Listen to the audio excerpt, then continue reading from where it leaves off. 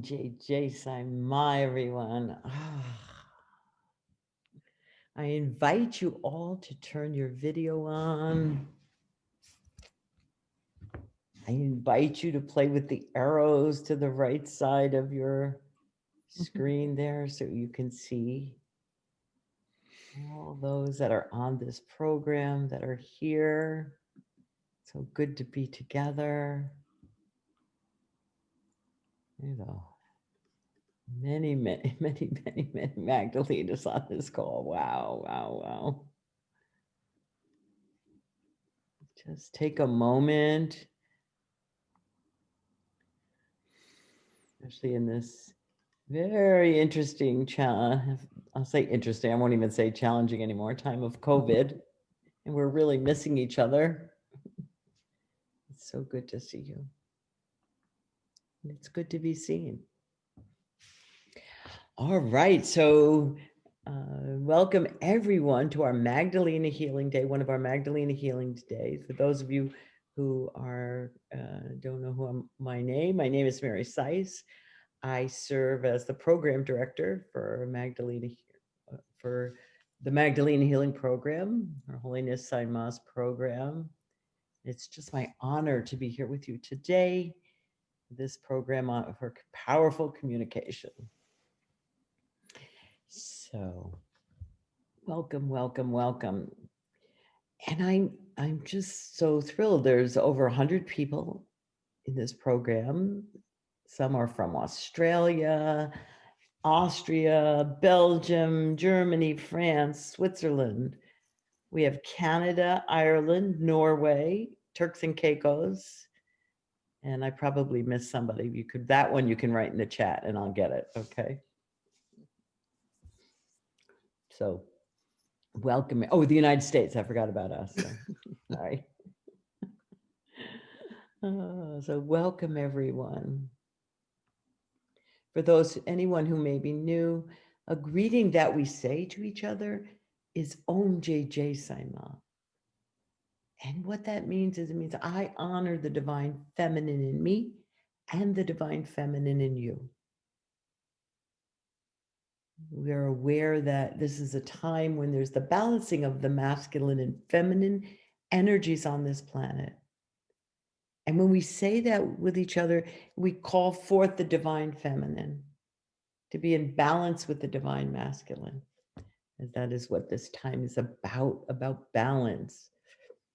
So Om JJ Saima and welcome. So first, some ground rules for this program. If we will at some points be breaking into breakout groups. So if you are a French speaker and you don't speak any English, okay, please go to the top of your window there. You'll see 3 little dots and put FR in front of your name. You can rename yourself. Just put an FR there so that we know to put you in with another French speaker. Okay, so just that way. We do have translation on this, and you need to go down, I think, to interpretation at the bottom. If you scroll your little mouse thing, your little pointer thing, down to interpretation, you can get on the French line. Okay. The other things you want to know about the being on Zoom, in case you don't, if you go up to the top, there's like 9, it's a 3x3 little square thing. It says view. Click on that, and then you can see what it's like you could have speaker view, you could have gallery view. So just play back and forth with that and see what you'd like to have. You can put it on full screen. There's a way with the slides. You can put the speaker to the side. So just play around with that for whatever's easiest for your eyes, for you to participate in the program. I ask that you do not write in the chat chatty things, okay? Partly because when we're in a program and someone's speaking and people comment in there and this and that, it breaks the energy. So your eyes often are going back and forth, and you miss what's the energy that's available for you here in the program. So I asked that, I know some programs, they allow that, encourage that.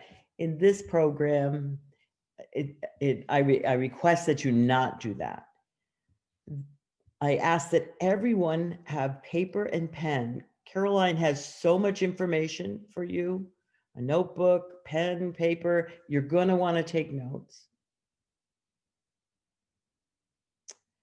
And that if you have a question, just write it on your piece of paper.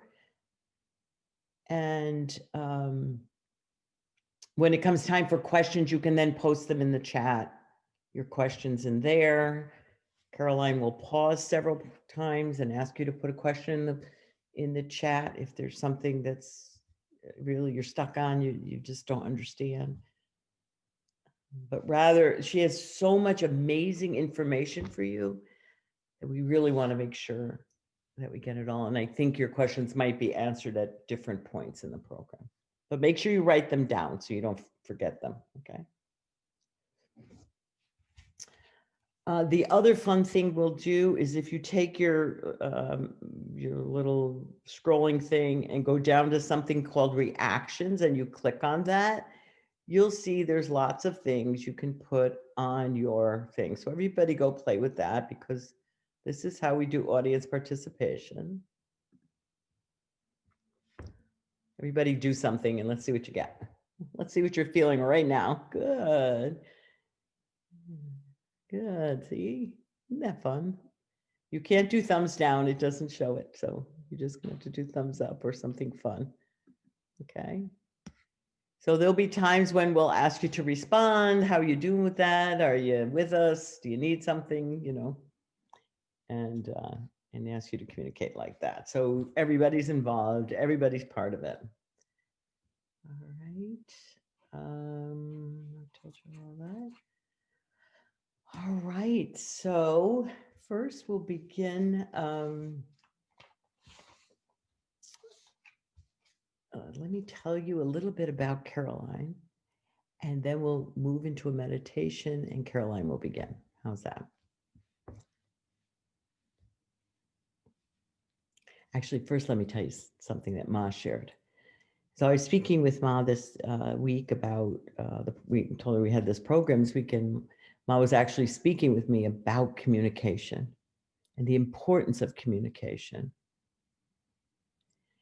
And Ma was speaking about that often what we think is communication is expression. Like just, we're expressing ourselves. We're not communicating. We're saying, I want this or do that. Dinner's ready. That's an expression. And we confuse that with communicating with another human, with our partners, with our children, our colleagues. Communication, Ma said, means to commune, to. And there's like you make a connection and you listen, listen, listen, listen. And Ma asked that I share that with you. And when then I spoke to Ma about the program this weekend, Ma was so pleased that you're here and that we were offering this at this really important time. That we really learned, most of us just didn't learn the skills. We didn't see it and we didn't learn it. So I'm very grateful you're here. Ma's very grateful you're here.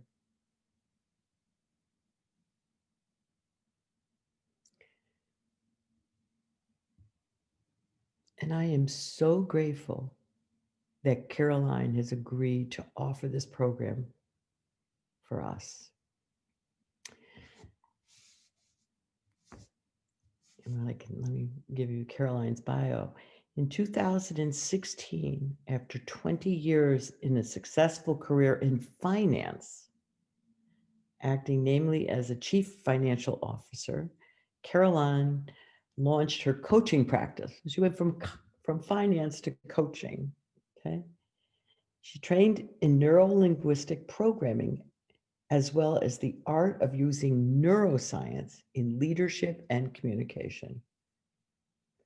And you know, as Ma says, it's all about the brain, right? The brain is where it's at. Caroline is also a practitioner of two energy work modalities, one of them being Magdalena Healing Energy. She became a student of Saima in 2013, thus increasing the speed at which she is progressing in her spiritual journey. And what I can tell you about Caroline is that Caroline was part of our Healers Internship Program. I think her year was 2016. So she studied for a year in that program, which was very, very intense. And that's kind of where I first got to know Caroline, in that program. And she was in the first class of Magdalena's students. She jumped right into that, as many of you did. And what I can tell you from being with Caroline is her energy is impeccable.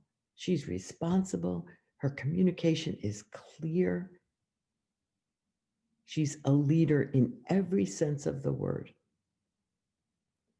Caroline serves on the advisory board for Magdalena Healing, and in the capacity of serving especially for the French-speaking Magdalenas, the Canadians, the Europeans, and she helps to coordinate everything we're doing so that it serves. And her input is invaluable. Actually, that means not valuable, poor communication. And input is so valuable. Let me say it that way. So I'm thrilled that she's offered this program for us, and I know you'll receive so much from it. So let's now take a moment together as we bring ourselves into alignment.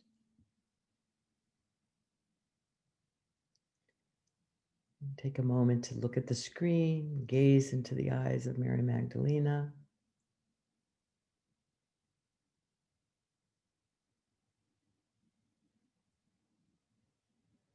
Using the breath, opening yourself.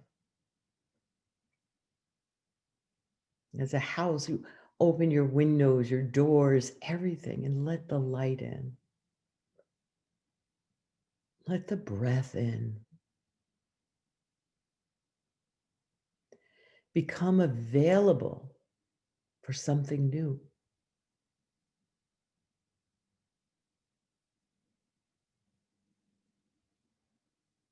Become available for everything that will be offered today for you.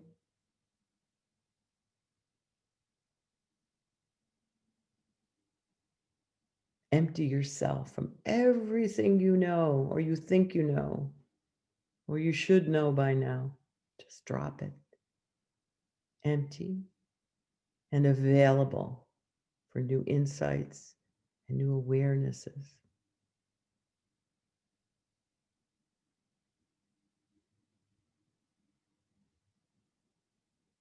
Feel as your heart expands.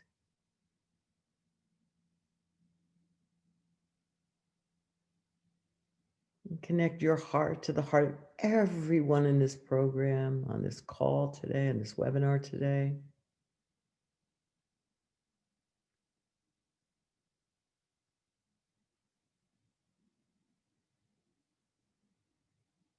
Those of you that are in the practitioner program, connecting to the Magdalena grid, adding your energy to it.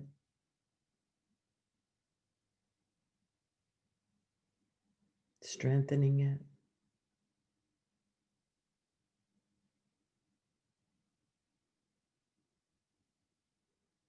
Our hearts are full.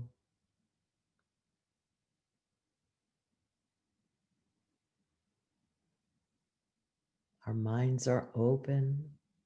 Our whole being is open.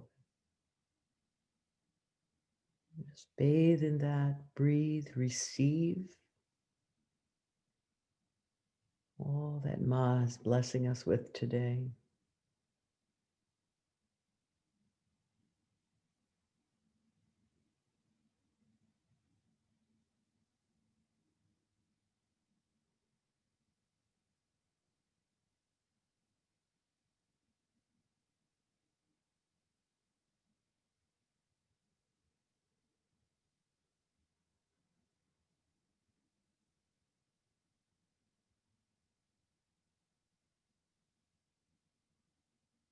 Hmm.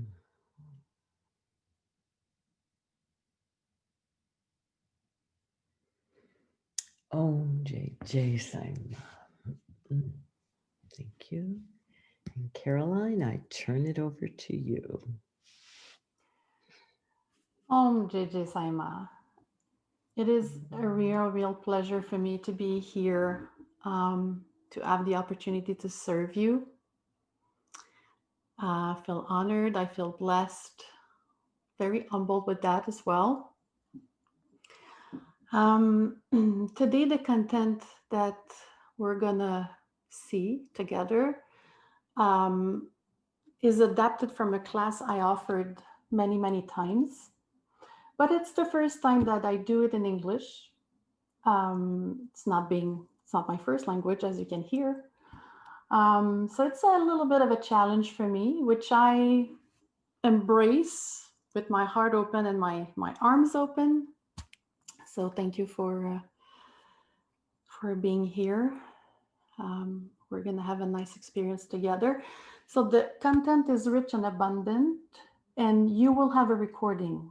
If you don't remember, you'll have access to everything until March. So yes, you are invited to take notes, but you can rewatch the recording as many times as you need until March. Um, Question for you. When you wake up in the morning, who is the first person you communicate with? But the question is for yourself, not necessarily to write in the chat, but who is the first person you communicate with?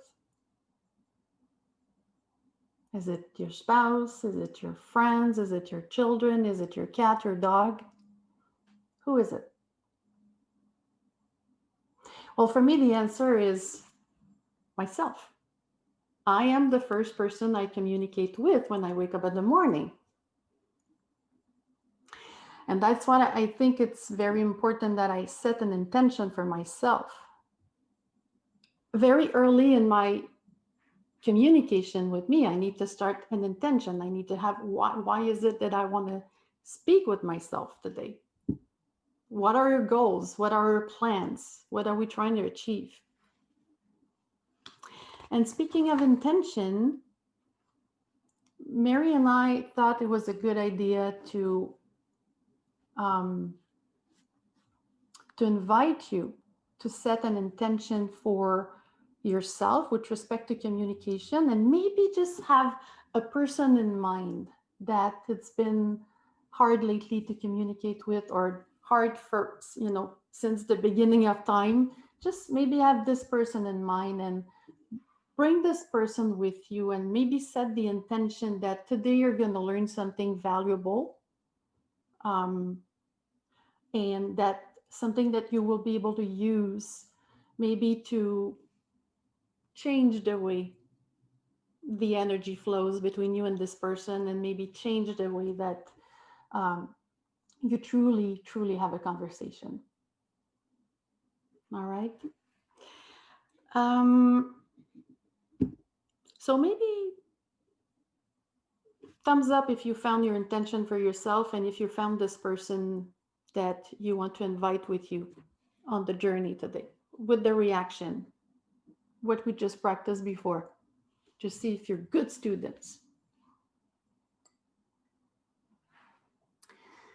You know, we've been adapting a lot the way we communicate since with our life has changed over the past 7 and 8 months.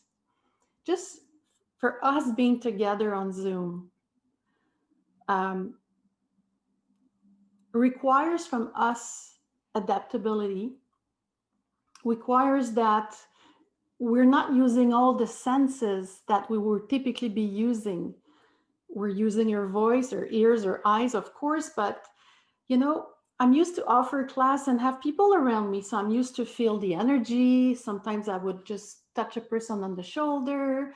I would just pay attention to the breathing. So I know whether my students are still with me or not with me, and do they require additional information, and blah, blah. So now I don't have access to that. So the way we set a space for our communication is different now. We need to pay attention to the noise we're making. Like, I'm going to turn some pages from time to time. You're going to hear it. There's not much I can do to prevent that. I want to make sure that I do have access to my notes and I deliver the content. So we have adapted our communication a lot, and we've been doing this ever since we were kids. So, Michael, I don't see the slide, so I don't know where we're at. Maybe if we can show the first slide. Yeah, thank you. So our intention today is to help you serve your highest purpose with powerful communication. We all have a purpose. You're not learning anything when I say that. And I bet that to serve our purpose, we need to communicate in order to build relationship. So that's what we want to do today.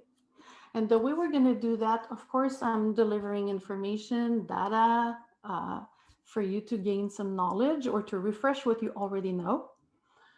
But we'll also go from time to time in breakout rooms to practice exercises together. There's nothing like first-hand experience to learn something new. I have another question. I love asking questions. I'm a coach. So is it possible for you? Is it possible not to communicate?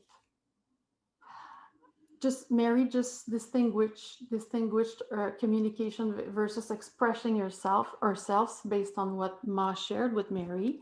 So we're going to consider that, but let me rephrase my question then. Is it possible not to express anything or not to communicate? Think about that for a second or two. Is it possible?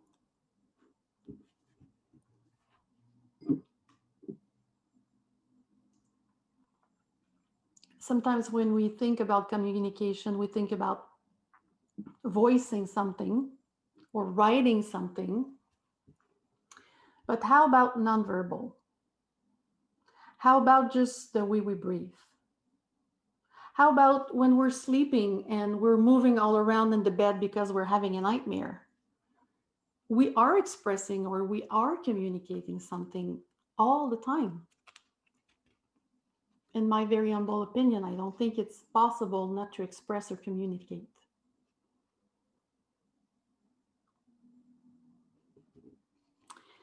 You know, and why do we communicate? Why? Because we want to make friends, we want to create relationships, we want to build community. Yes, absolutely. All of that is true. But we communicate in the first place to meet one of our needs. We have several human needs, and many great teachers have classified those needs. So let me offer one classification that I appreciate a lot. Is the first need that we try to meet when we communicate, or the highest, and the purpose would be for our growth and contribution. Every human being has the desire to contribute to other people's success and their own purpose. And we have the need to grow. We're together here today because we have this need to grow, to learn, to become a better version of ourselves. So these are two needs that we're trying to meet when we communicate. But there's also a need for certainty, a need for variety, a need to be significant for another person, a need to love and to connect with other people. So there's always a need behind every time we communicate. Whether we speak, whether we just move, whether we just breathe, whether we think that we do nothing, we're actually trying to serve our purpose any of those purposes, any of those needs.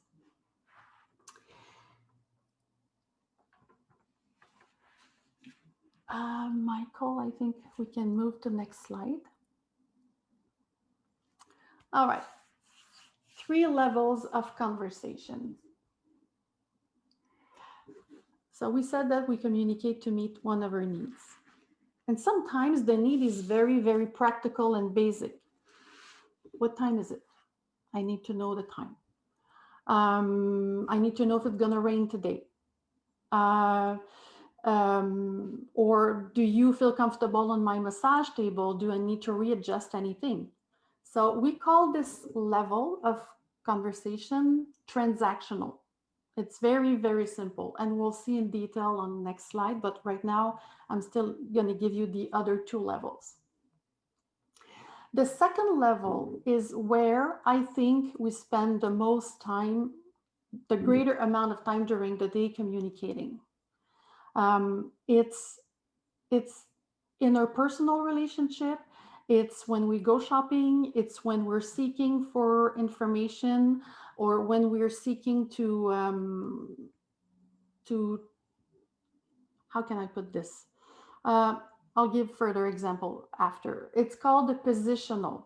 So the second level of conversation is positional. I'm trying to position myself versus another person.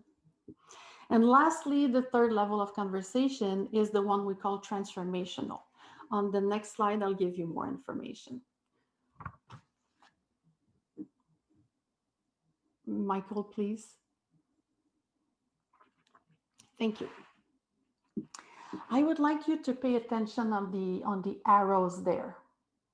On the transactional level, we only exchange information. We could think that nothing can go wrong with when we're communicate at this level, right? It's just exchanging information. What time is it? It's 10:15. Thank you so much. But no, if we're on a healthy mindset, everything can go well. If we're on an unhealthy mindset, things can go not so well. From left to right, from level 1 to level 3, we move from I-centric to we-centric. We move from the space is defined by someone to we co-create the space in which we will communicate.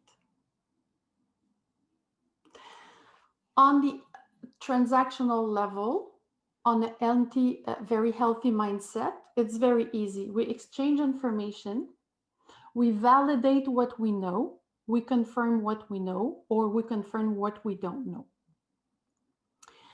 When we are on an unhealthy mindset, we can fall into the tell, sell, yell syndrome, meaning that it's not just an exchange of information, it's imposing a point of view also. The way we listen is different. We are not listening to trying to find out more about the person. We're just listening to find out about a data and information. So it's very, very, very practical. Level 2, positional. Look at the arrows. I can advocate or I can inquire, depending on if I'm trying to have power over a person, if the power is equal, or if I feel that I'm below. In our professional lives, we spend a great deal of time having conversation at that level. Whether we are someone who sells things, ideas, or opinions, or whether we're trying to buy, or if we are visiting our healthcare professional and they're providing with keys or remedies or anything that they want us to make sure that we understand, it's at that level. We're not in the completely I-centric anymore. We're not in the we yet. We're on the I and we centric. So we're dancing between I think of me only with we need to think that we're both in the conversation. Together, we will explore the space in which we're having this conversation. When we are on the healthy mindset, we will influence others and to agree with a common point of view. We have an opportunity to seek for win-win solutions. Where I'm not on a good mindset, I can overuse telling, overuse trying to impose my point of view, and also have a tendency to ask questions just to persuade another person. We're listening to accept or to reject. Because remember, we're trying to position ourselves. So am I accepting the other person's point of view? Am I rejecting? Where am I? So I'm dancing until I find the space where I'm comfortable. There's a conditional trust. I'm open to be influenced, but not at any cost. I'm certainly not open to be convinced. There's a big difference between influence and persuasion. I'll come back to that a little bit later. Finally, transformational. Look at the exchange of energy. We share, we discover, we're completely in the we-centric. We create the space together. We hold a space where we can explore unhealthy territory. We ask questions for which we don't have answers. We listen to truly connect. But we can also be in a space that's not so healthy, where we're going to have discussion that will last forever, never coming to, we can fall into the too much ideation and not enough execution.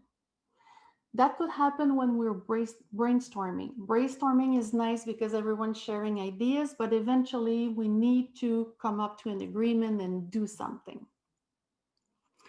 We're in the space where we listen to connect, we co-create. There's high trust involved because we're on the we-centric. We're open for co-influence, and we have the ability to innovate, to transform. So that's a level of conversation where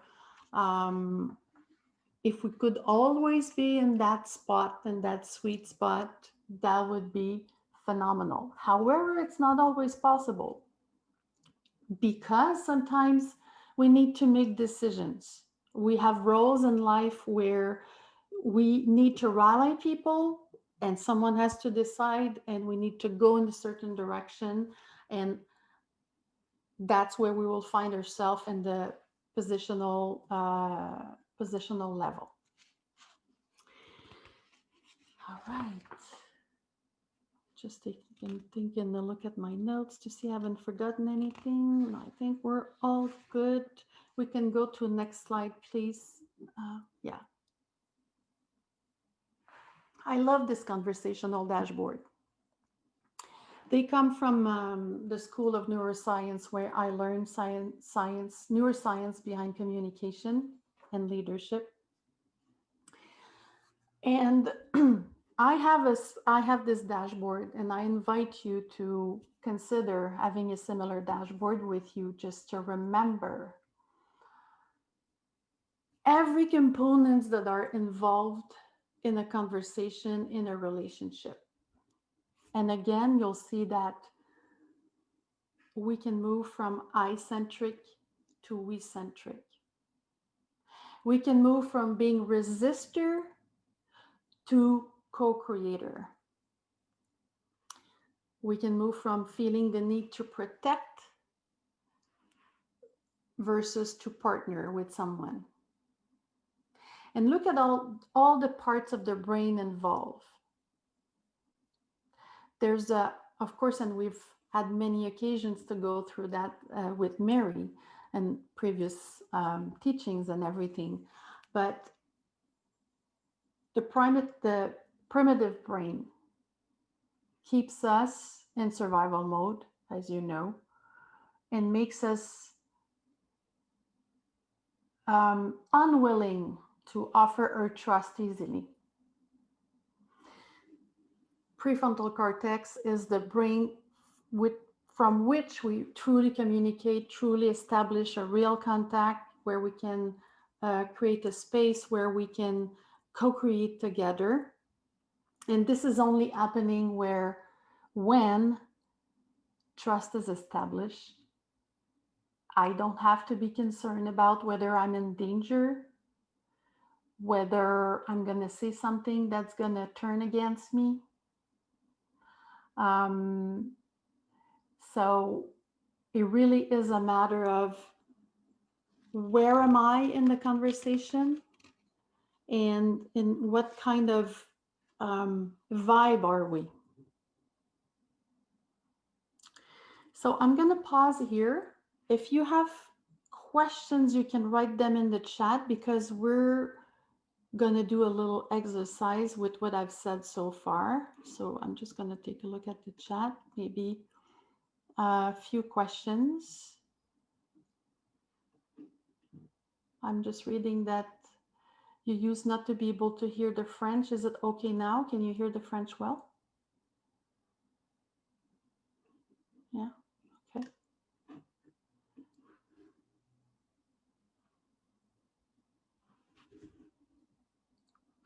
Will you be covering it about it being to both people? I don't understand the question. All right. So what she's asking is, will you cover, like, it's really an interaction between both people. Where is this person's brain? Where is this person's brain? Yeah. And the relationship. And that each of us have a role in it. Oh, okay. Yes, we will cover that. Yes. I'm gonna give you keys to move from resistor to co-creator. Am I answering your question, Mimi? Most of the time, when one person has a resistor mindset and another co-creator, how can you keep the high trust spectrum? That's a very, very good question. We will cover that also. Okay, just looking at how we're good in time. Yeah. Okay. Maybe I can offer a little more on the last question. When we are, say, I feel that I'm in co-creating and I'm in a conversation where I feel that the other person is resisting.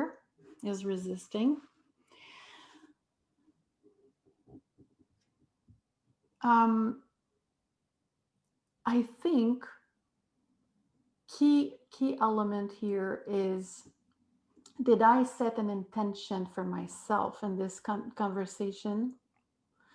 And did I share this intention also? Very often, when I'm anticipating a tough communication, just the fact that I can visualize a scene as if I'm the filmmaker looking at my actors about to play a scene.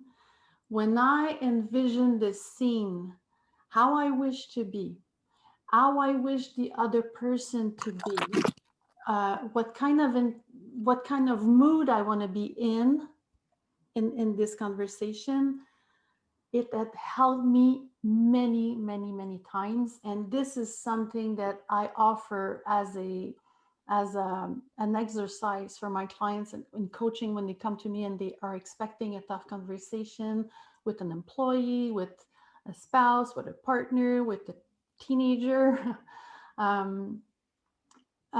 Every time someone has played being the scenario, the one behind the scenario, looking at the scene, creating the scene. The feedback I'm getting from this exercise is always very positive. Always positive. It's as if seeing the scene helps the brain, helps the subconscious mind, setting the everything that's needed. The words will come more easily. It feels like the energy is working ahead of time. The space has been created, and it's much easier to reach the desired outcome when we do that. So intention, setting the space, viewing the scene, um, and making sure that we're coming from the heart space, you know, making sure that the heart will be the one leading the show here, with the brain also, of course, the rest of the brain, but I mean that the heart will be the guide. And when the heart is the guide, when we've done everything we could, I mean, as we say, it takes two to tango, right? So if we know our dance, the chances are that it's going to go much better than if we don't do that. And also showing your vulnerability. Look, I'm about to tell you something. It's hard for me. It's really hard for me. Last couple of times I tried, I wasn't very successful. Um, so here I am, one more time with you, because I want to, and you can name your intention. Are you willing? Are you willing? We'll see a little more of that later as we cover more material. So I One don't thing know. I'd like to add here, Caroline, what I love about this slide is it really looks at the brain. You see that some of the people in your, and I love your question about when one person has a resistor mindset. That's true. Some people are so fearful when you try to persuade them of domination, any kind of you're going to control them, and their limbic brain fires. Mm. That's because of a hurt or something that happened to them where they were dominated, and everybody's trying to dominate everybody else. So when you know that about someone, that they really have struggled with that, they really don't trust. That's why what Caroline is saying is so important. If you go in with your heart, if you go in being vulnerable, if you drop your need to win, you use bridging words, help them understand. The other important thing you can use when you're talking with these people with a brain like that is to use metaphors. You know, um, I feel like whatever, make a metaphor because the brain can handle metaphor a little bit different. It bridges. So to go in and be gentle, don't go in heavy-handed. Doesn't mean you back down, but you have your intention and you want to work it out. So Susie's question is, what are bridging words? You have to give me an example of what you're trying to say, but I don't go in like I know it all. I go in like you meet them where they're at, and then you kind of have a bridging inquiry conversation. But just know if you have low trust people, they're going to be defensive and because think this way, because they're scared. So you can soften up, have compassion for that brain. And you go in, so you're going in with you have a different mindset, as Caroline said, it takes two to tango. But I love this image here of the brain, because the brain is firing. The fight or flight is firing. The amygdala is doing something. The primitive brain's already, she's going to try to control me. She always has to have her way. And it usually doesn't go too well. The win-win thing is where you really want to get to. So, any other questions on this being aware of this? As people begin to feel safer, they can move up the trust with you. And then you could get to we. Mhm.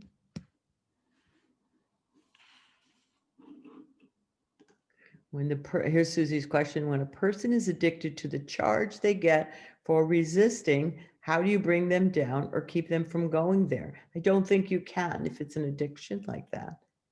I would just see where they want to go, and you can't control anybody else. So it just acknowledge that's where it is. And again, what kind of relationship do you have to have with them? It just, you know, it depends on your role. And this we'll talk about later too. What's your role with the person? You know? Tottenham, I don't know what speaking in metaphors are. Okay. It's like a picture. A metaphor is like a picture. Let me think. If I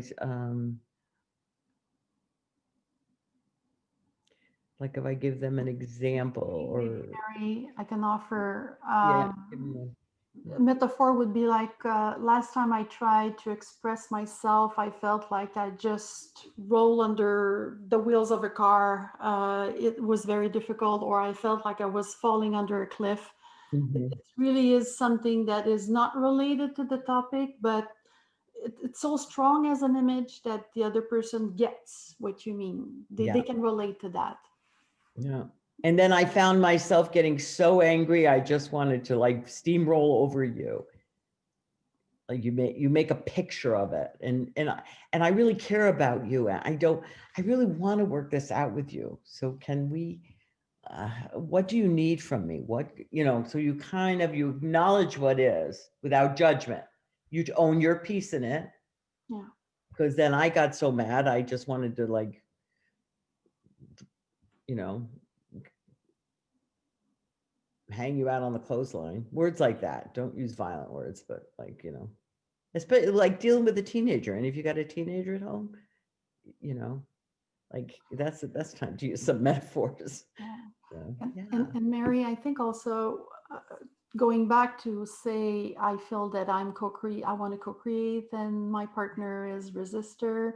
Mhm. Maybe asking for permission before having the conversation also. Exactly. I mean, who are we to impose? It's not something we can impose unless it's very urgent and unless there's something Yeah. that everything is at stake. I mean, it has to be done. Mhm. But are you willing to have a conversation with me? Yes or no? And if you're not, is there a better moment? And if there is a better moment, could you get back to me? Mhm. And Yeah. if there's You no, never want to have a conversation when someone's not available for one, because that's you being in persuasion. That's you saying, I know what's right. You've got to have it now. It usually doesn't go well. That's where Ma would say, where you're just expressing yourself. You have not requested for a conversation. It's really a key principle in a relationship. yeah, So is now a good time for you to talk about that? If the football game's on, bad idea, okay? Or they've got a project due at work, and you want to talk about why they haven't done any, wash the dishes in the sink. Oh, really? That's not going to go too well. So, you know, ask, be there's a respectful. timing for everything. Mhm. Yeah. That clear? Any other questions before we move on? Okay, guys. Hard for us Next to see one, yourself. please, Michael. All right. So I want you to think about not just now, just listen to my guidelines before, but you're just about to think of a moment of a past conversation where it didn't go too well according to your definition of not too well. It could be that the desired outcome was not met, or that you had your desired outcome, but the process of the conversation itself was very, very tiring or painful, or, you know. So, in your own definition of not going too well, you will want to find one example. And once you've, and the way I suggest you to do it, maybe it's just a suggestion. There are many ways, but you might want to use a piece of paper and a pen and create, I don't know if you see well, but a line. Say it's your lifeline with a marker for today, October 24, 2020. And one direction of this line will be the past and the other direction will be the future. So something very, very simple. Or you may choose not to do this and just do it in your mind. Some people are more visual and they need to really do that. So do what you need to do to feel comfortable with the exercise, whether you're drawing or whether you're just visualizing. And if you're drawing, you will use your fingers as if you were marching on the line towards the past, and with your eyes closed maybe, and you will just let your body find the memory of the conversation, of a conversation that didn't go well, maybe with the person you chose in the first place when we ask you to maybe think of a person that it's usually not so easy to communicate with. Or it could be another person. It really doesn't matter. So what you will do is just find, with using your fingers or closing your eyes and going back on your lifeline towards the past, you'll find a moment.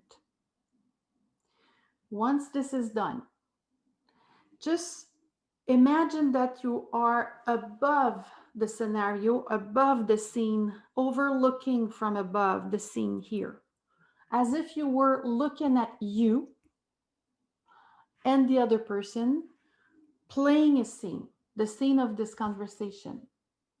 So I'm just stopping here. Please thumbs up if my instructions are clear so far. I want to make sure that I'm not losing someone. All right. So in a nutshell, you have your lifeline, you have today, you'll find a moment in the past. And once you find this moment, you will just look at it overlooking, as if you were looking a scene from above and looking at you and the other person, and just be curious of everything that was there, your energy, the words you were using, your body language. I want you to look at this from your own perspective and the other person's too, but no judgment involved. We're curious here, as if we're in a lab and we have fantastic subjects to look at too, to learn from. That's the spirit I want you to be in, okay? Once you've found it, look at the scene, and you're gonna have about 2-3 minutes to look at that. And then we'll go back to the line. What does it do? Well, I mean, I want to make sure that you know where today is, and then you can walk towards the past to find your moment. Okay. And then we'll go back to the slide we just looked at that before, and to see where we were. Okay. So take 2 minutes, find your event, look at it from above. Just be curious, no judgment, no analysis, just look at it as if you were watching a scene from a movie. So take 2 minutes to do that.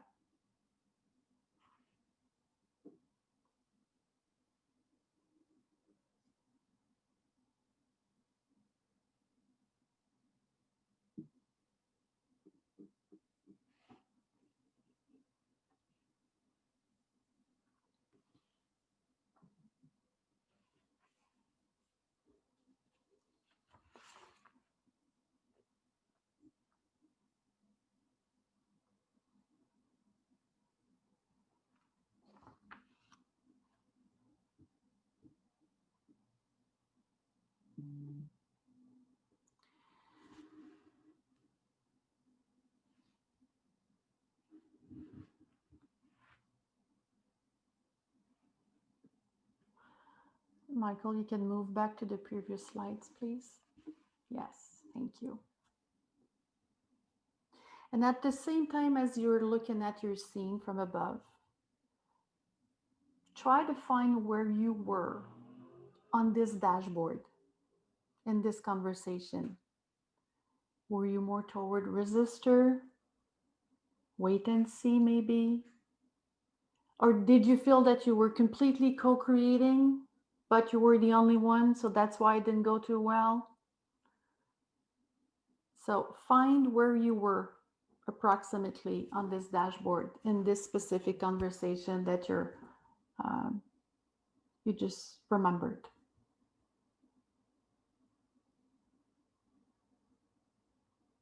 Again, not judging, just being curious. We're exploring.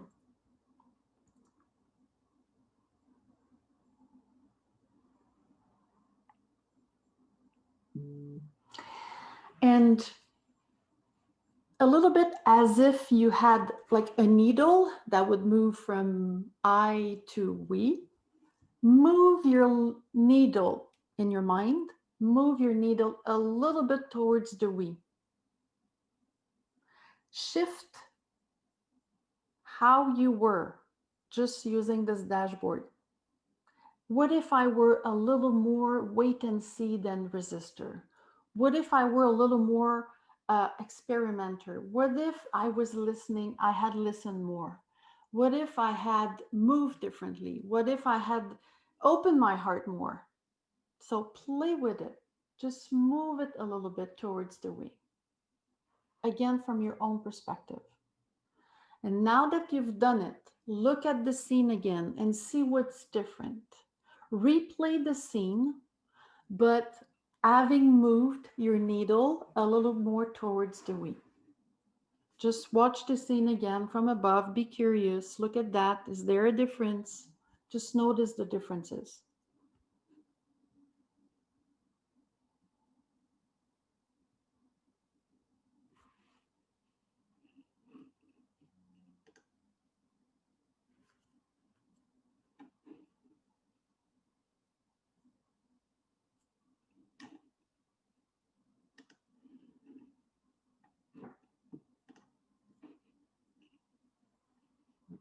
Replaying the scene, maybe in a different mindset, maybe just by opening more your body, maybe by, I don't know, just taking the time to feel your heart, taking a breath,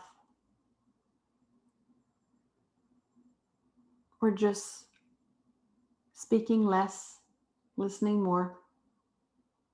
What's different when you do that? Is there anything different?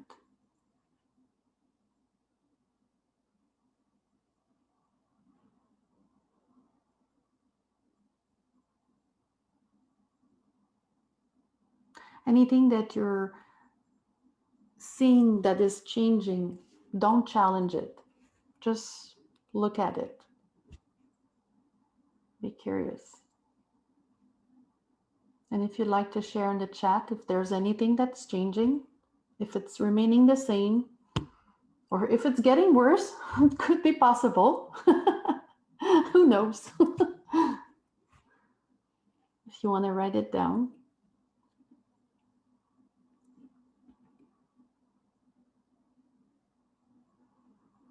Your fear releases, yes.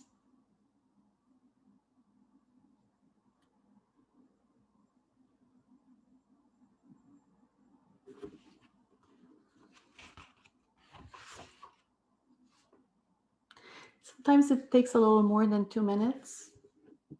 More openness and different outcome. Don't feel so threatened. This is softening, releasing the heart, understanding, much less anger, more compassion. You see? Only 2 minutes. Just playing with your state of mind. Realizing you may not have been coming from a place of collaboration, yes.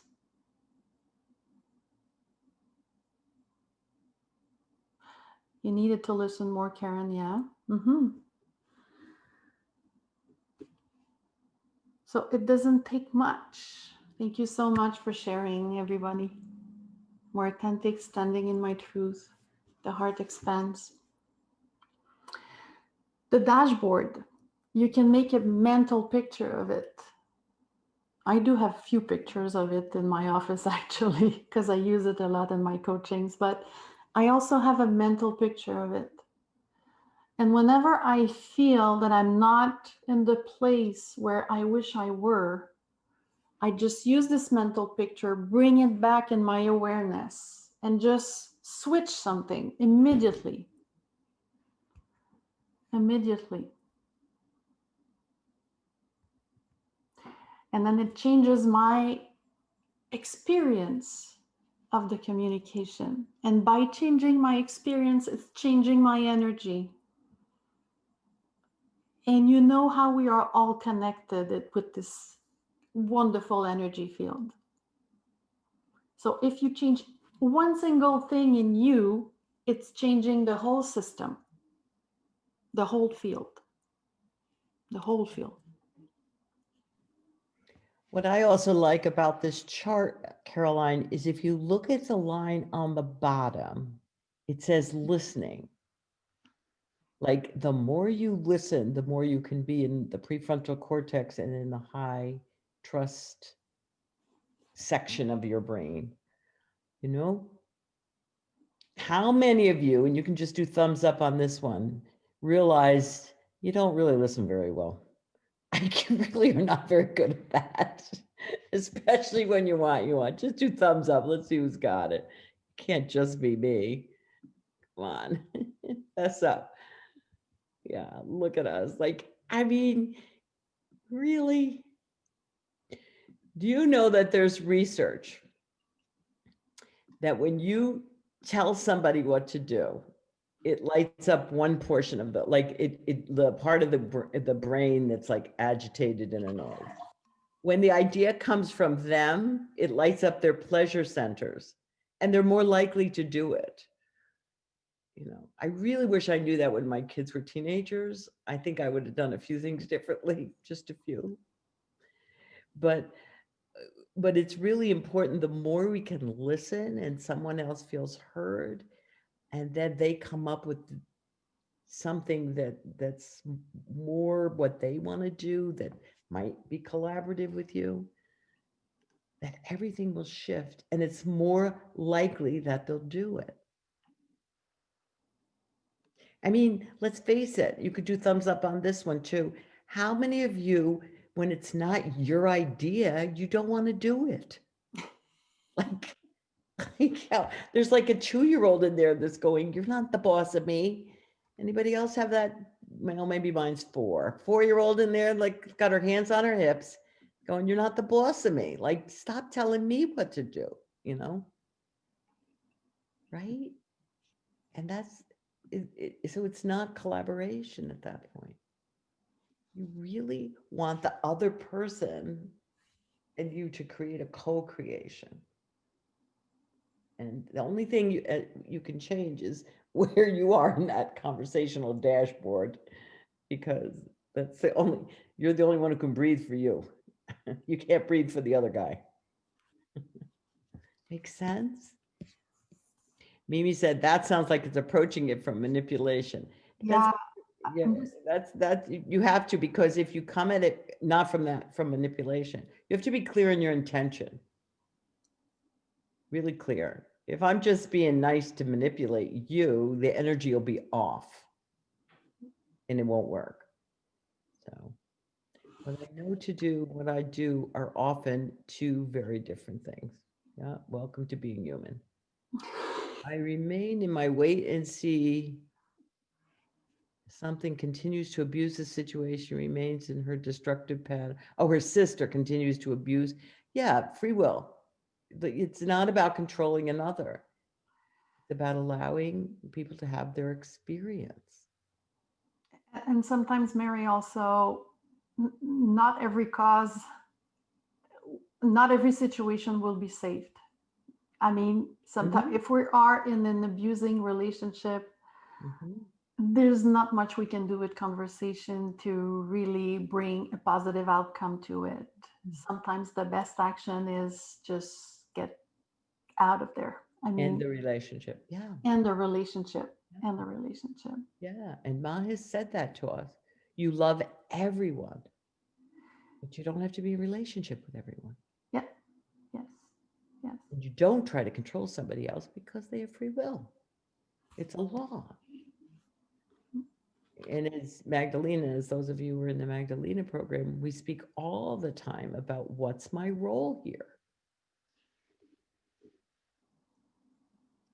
What role am I playing? Somebody who's your sister, you're not her mother. You have no power in that role. You're not her therapist. You're the sister. Ma's amazing about teachings about role.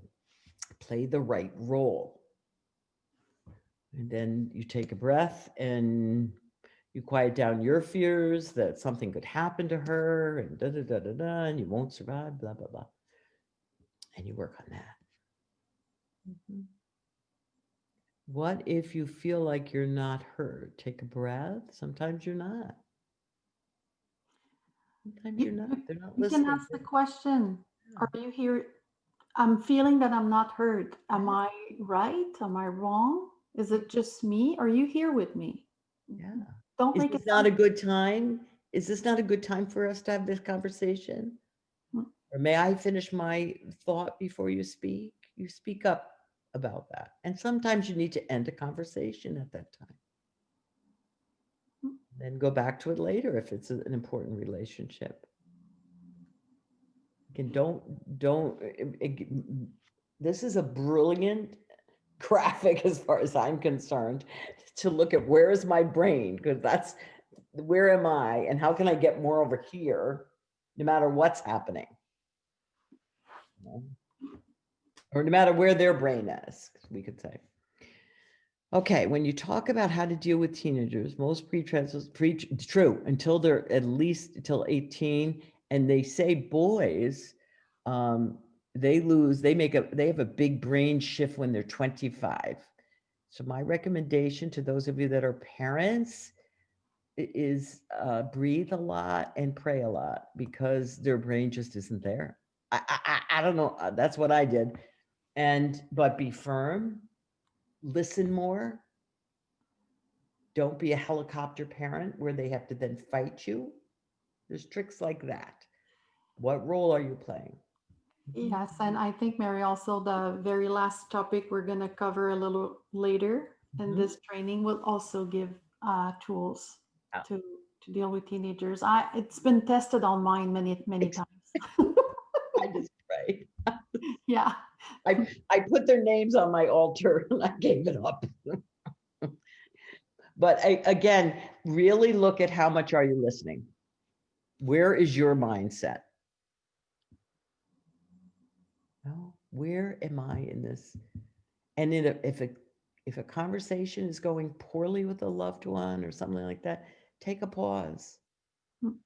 Just like, you know what? I'm too reactive right now. Let me go take a walk. I love you. We need to just take a timeout. Mom needs a timeout. Instead of sending them to their room, send yourself to yours. Especially if your brain is not working so good. Make sense? Yeah. Okay. And when you answer a chat question, can you read the question out loud? The chat won't be available. Okay. All right. All right. All right, let's move on.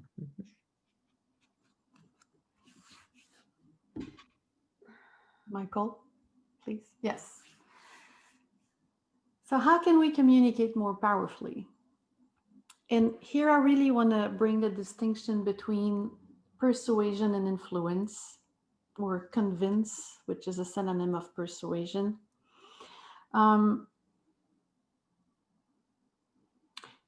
Power for me is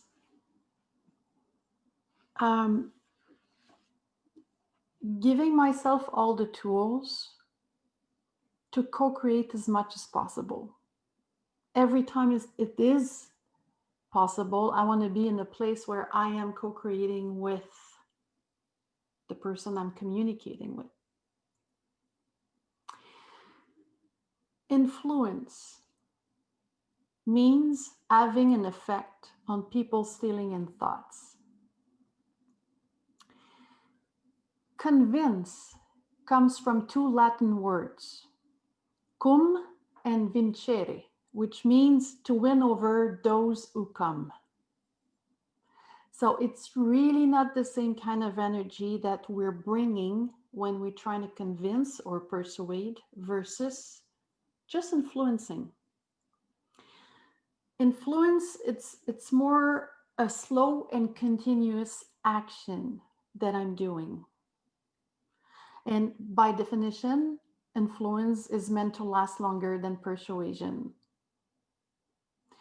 In French, the word convince is convaincre. And what it really means when we switch it around, it means trying to win over the fool, vaincre le con. So forget about that. Anytime I've tried to be in a conversation anytime I was in a conversation where part of me, my real intention, when I'm honest with myself, was to persuade, to convince, never worked. Never work on the long term, never work to build a relationship. Maybe, yes, I had a win, a short win, or something very tangible win, but it wasn't a real win. It wasn't really what I meant to do. Another way to look at influence is, I would like to influence you to do something that's going to be good for you.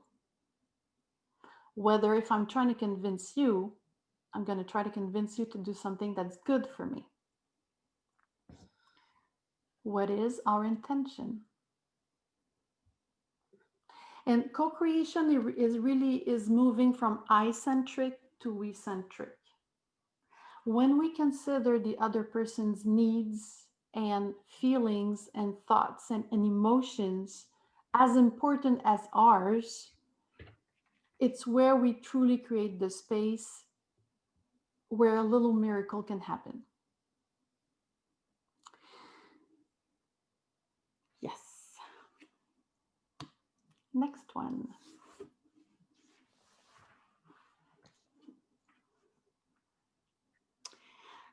I'll come meet you there.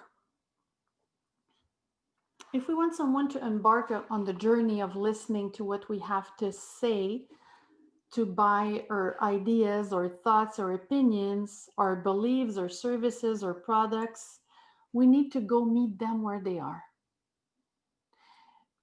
When we speak to them and they don't seem to listen, to understand, or even to care, or if they seem to close off, we might have missed doing something very important and crucial beforehand.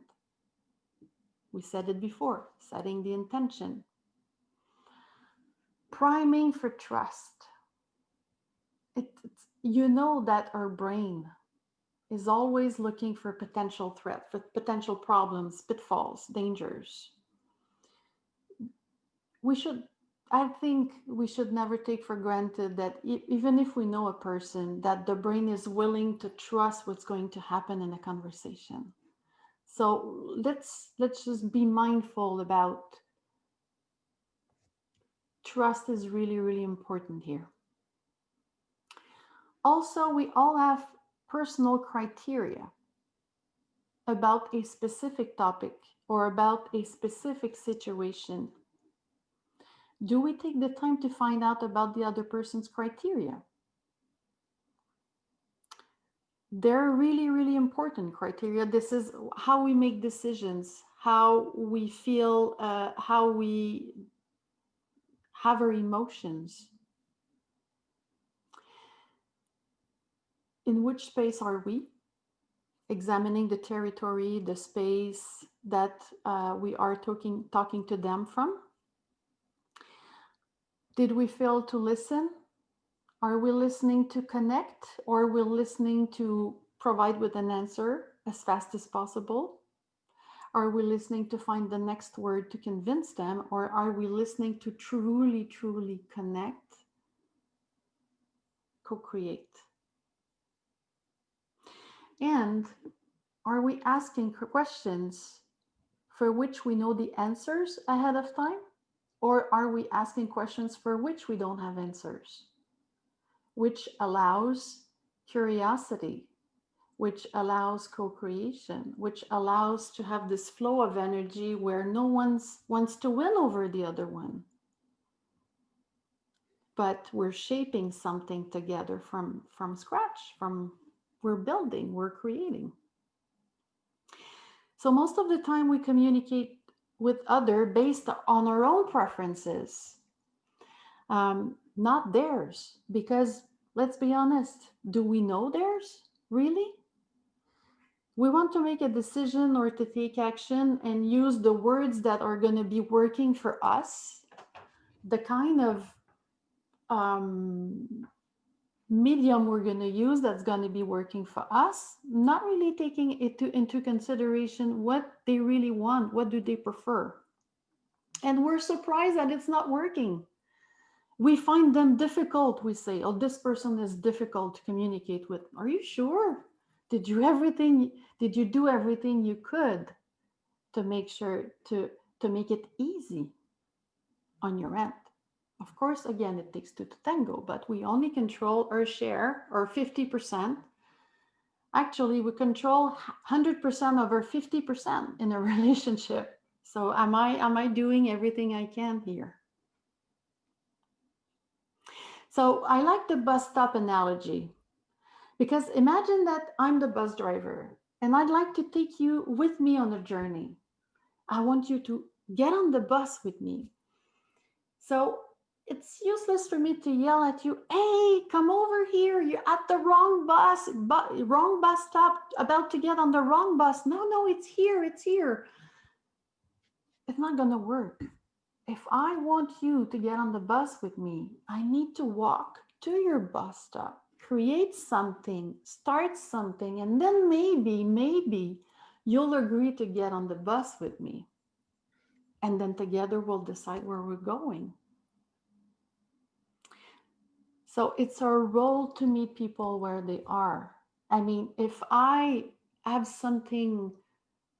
a desired outcome from a conversation, usually we do have one. If we don't, then it's just going to be chatting. But if I have a desired outcome and it's important to me, and I need you to make my desired outcome accomplished, then I need to meet you where you are, at your bus stop. So we need to learn to prime for trust, because the person needs trust to get on the bus with me. We need to learn to listen to decode what are their preferences. We need to become aware of our own bias and blind spots. Because we have many blind spots, right? And to meet people where they are and invite them to come with us. Does that make sense to you so far? That, or hearts, or no, we don't know, we're not sure.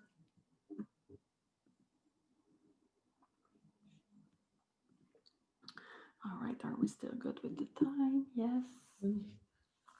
Mary, is there anything you'd like to add to this? No? Okay. Next one, please, Michael. I love having a Michael who switches the slide for me. It's like I'm in, wow. Usually I do everything. So look at this picture. What do you notice? Other than it's me on the picture, yes. But what else do you notice?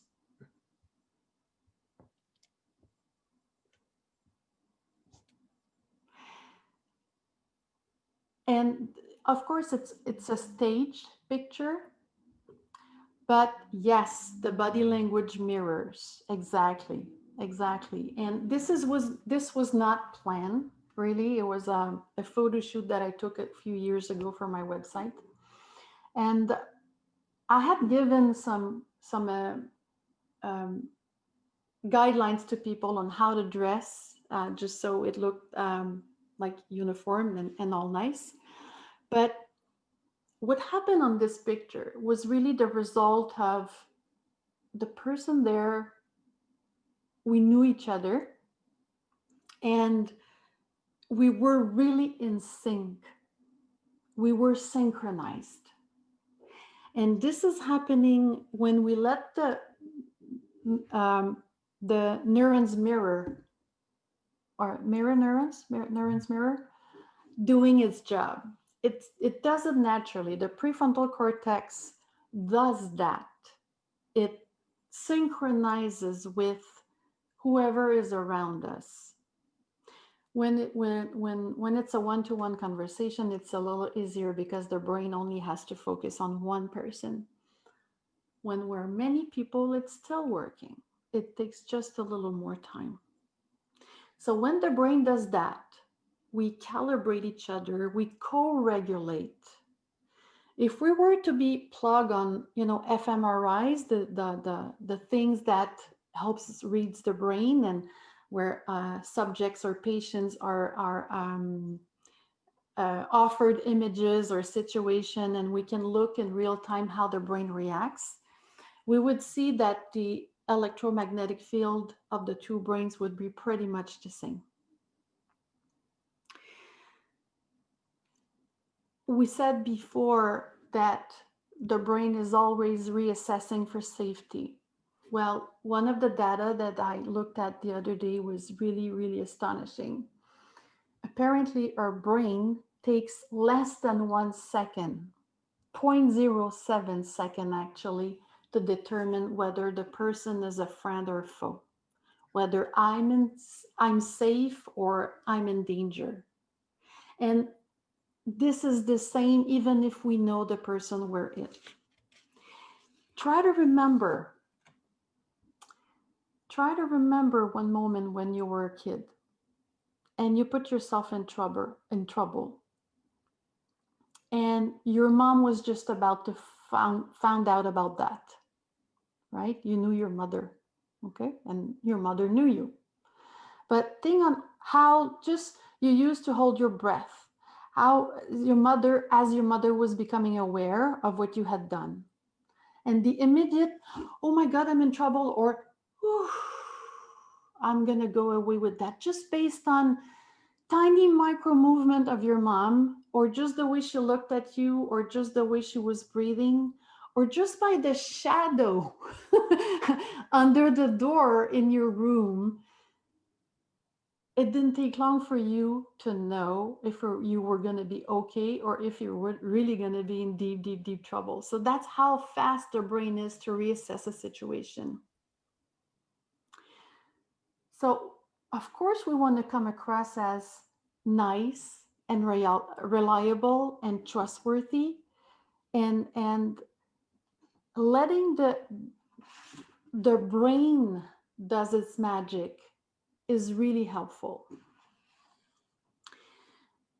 When I have the chance to be in the room with other people, I demonstrate a calibration exercise. It's easier. So I'm just going to tell you how I do it. Even when I'm here on Zoom, it's something that we can do. And this is something I do every time I'm about to start a coaching session. Yes, the prefrontal cortex is reliable, and that's the one that's doing the magic. That it's built to be synchronizing with other people. So yes, eye contact is shared. So what I do when I'm on Zoom like this, first thing first, we tend to look at the screen, right? Because if I really want to look at someone who's moving a little bit right now, I need to move my eyes. And if I move my eyes on the screen, I don't seem to be looking at you. So one of the things that I really do is I look at the camera right here. When I do that, I don't see you anymore. I see you move a little bit, but I don't see you as clearly as if I was looking at the screen. It doesn't matter if I don't see you completely. when you want to synchronize, whether on camera or whether in person, look at the person. Really look at them, look at the eyes.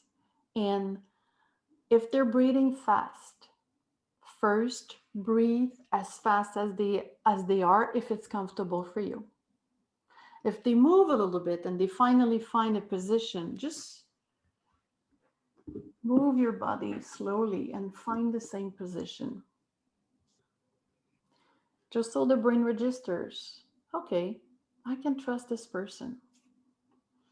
If you see that they're moving slowly, you can move slowly again, just change something slightly. You're not mimicking, you're not making fun of them. You're just allowing your two brains to do their work, right? Once you think, well, the key to know whether you've been able to synchronize, now you calibrate. You look to see if you slightly move, if the person will follow you. If she doesn't, well, you haven't completed the synchronization or the synchronizing exercise. It just take a little more time and you do it again. If you lean forward a little bit like that, and they lean forward too, that's a sign that you're getting at it. If you move back and they move back also, it's another sign that they're following you, right?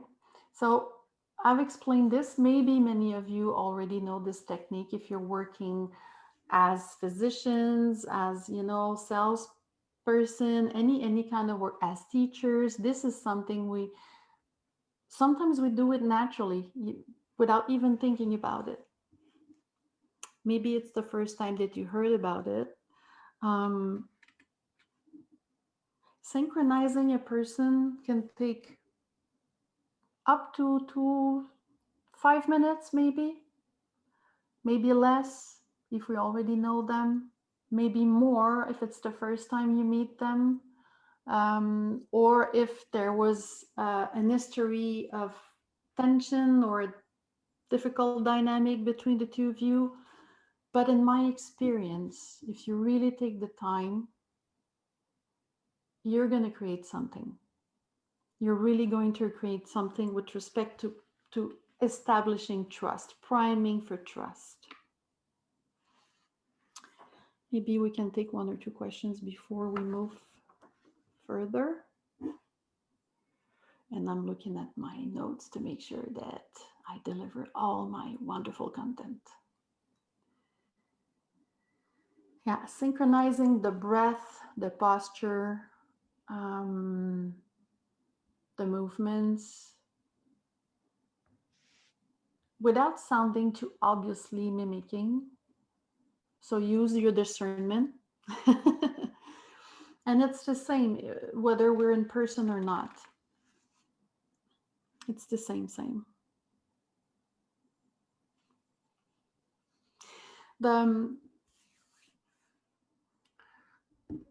There was an exercise conducted by a man who sat down by a person who was in coma at the hospital. The man had the permission by the family of this person, the person in coma, to really be there and explore the effect of synchronizing. And the man was there, breathing, calibrating his rhythm, his breathing rhythm to one of the men who was laying on the bed in the coma, technically not aware of what was going on. And the one conducting the exercise kept going to the hospital days after days for many, many weeks. And at some point, the man conducting the exercise hold his breath, but with a loud noise. He did. Guess what happened? The person on the bed did the same. A man in coma. It took, several days to synchronize. but the trust was established, the pace was established, the field was established, and then the ultimate proof was that he changed his breathing completely and the other one responded. So do not neglect the power of synchronization and calibrating to see if you're really synchronized. It creates magic. Now, and you won't over breathe fast, but at first, by breathing a little faster than your own pace, will allow you to get in sync, and then you can slow down.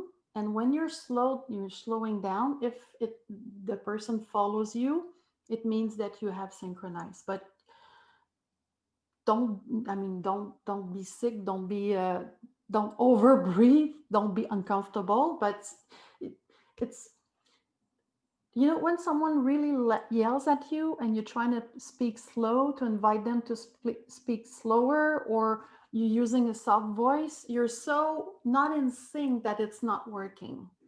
So sometimes you need to speed up a little bit to meet them where they are. Again, the bus stop example. And then you can go back to your own rhythm. And they should eventually follow you. Any other questions on this? I'd like just to know if you have, is it something that you do? Are you practicing synchronization? Is it something that you do naturally? Is it something you do because you've learned about it before? So maybe just use the thumb if it's something you've been using. And I'm scrolling to see. Not too many thumbs, so it seems like it's a new thing for you. With your granddaughter, wow. Good, good. All right. Next one, please, Michael. That's our exercise, Mary. All right, let's have some fun. All right, so hopefully you've been paying close attention, because now we're going to put you to work. We're going to put you into breakout rooms, and there'll be 3 people in each room. One person gets to play a 15-year-old boy who wants to go to a party, okay? He wants to go, all of his friends are going to be there. Anybody who has kids should play this role if you want.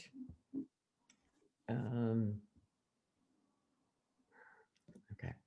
And so one will be the 15-year-old kid who really wants to go. And by the way, he has not attended any classes on synchronization, communication, or the brain. He's just 15. Okay. So whoever plays that role, the trick of role playing actually is get in the role, be just like a teenager. If your parents are halfway decent, you respond a little differently than if they're controlling, okay? Just be a teenager. That's the easiest role. You want to go to this party, and by the way, we're in the middle of a pandemic. There's going to be, say, 20 kids at the party, and, it's just, you really, really, really want to go. The second person in the room is going to be there, and you guys decide who's going to play what role in your group. That person's going to be the parent. You're going to do 2 rounds of it, 3 minutes each. The first round, you have not taken a course in any communication skills. You haven't been sitting here for an hour and a half, and you have no skills other than he's not going to the party, okay? You have an opinion on it, you don't listen, you interrupt, whatever. Do, be like one of those really, or like maybe how you were when your kids were teenagers. You're not going to, what are you, crazy? You know how to be a parent like that. And really have fun with it. Really get in role and convince this kid why that's a dumb idea and it's not happening, okay?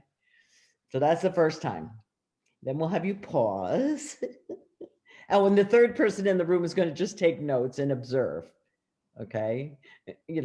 Just be yourselves the first time, just rip it, okay? And have fun.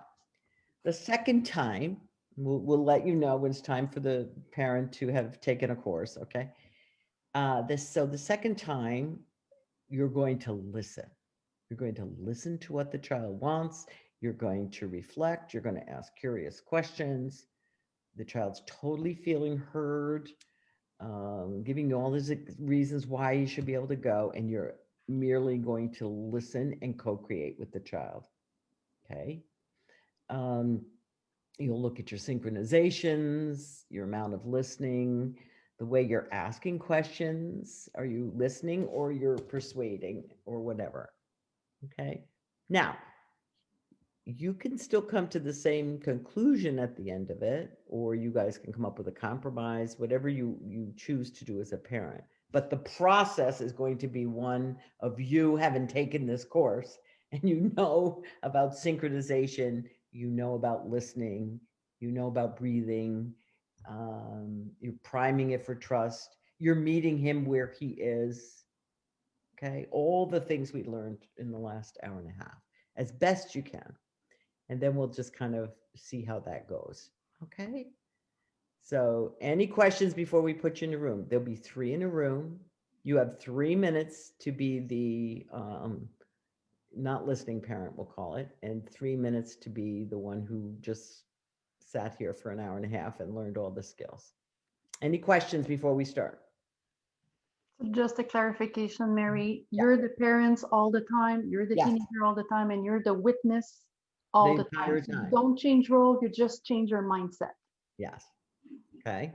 And the teenager gets to be the teenager. But again, if your parents are being halfway decent, you might shift how you respond. You respond in with how it goes. Okay. All right. No questions? You all got this? We got a lot of parents in this group. Let's see what you got. Let's see if let's see what you got going. And I'm sure we'll have several of you having fun being kids. All right, Michael, let's put them in groups of, you'll be in groups of 3. And the person taking notes, just take notes and Reflect. really observe. Yeah. Okay. All right, everybody, you're back. First, I would like to hear from those of you who played teenagers. Would you please write into the chat what it was like to talk to your parent the first time versus the second time? Was there any difference? What did you observe? Teenagers first. I want to hear from the teenagers first. So let's put some teenager things in there. I want to see what you guys experienced.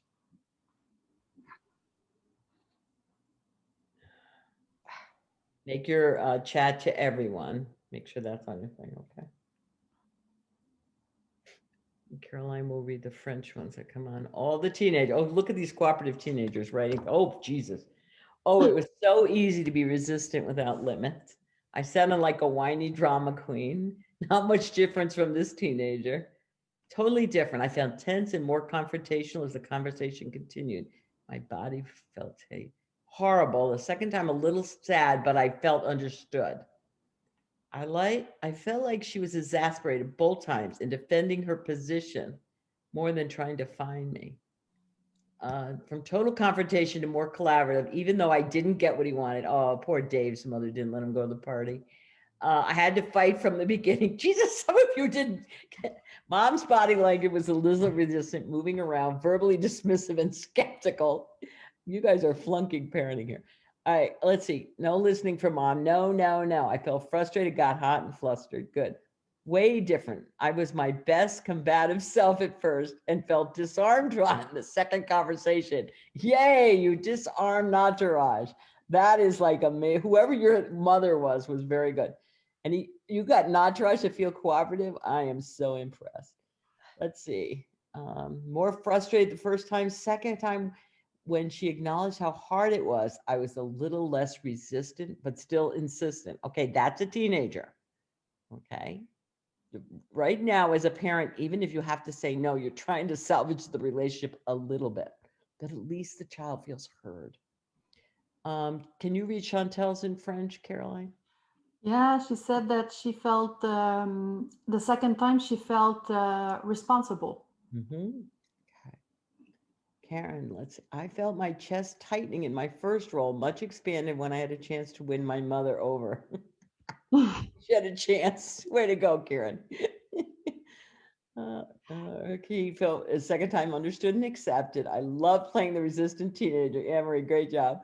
The second time was more agreeable. The second time, mom really talked to me. Excellent.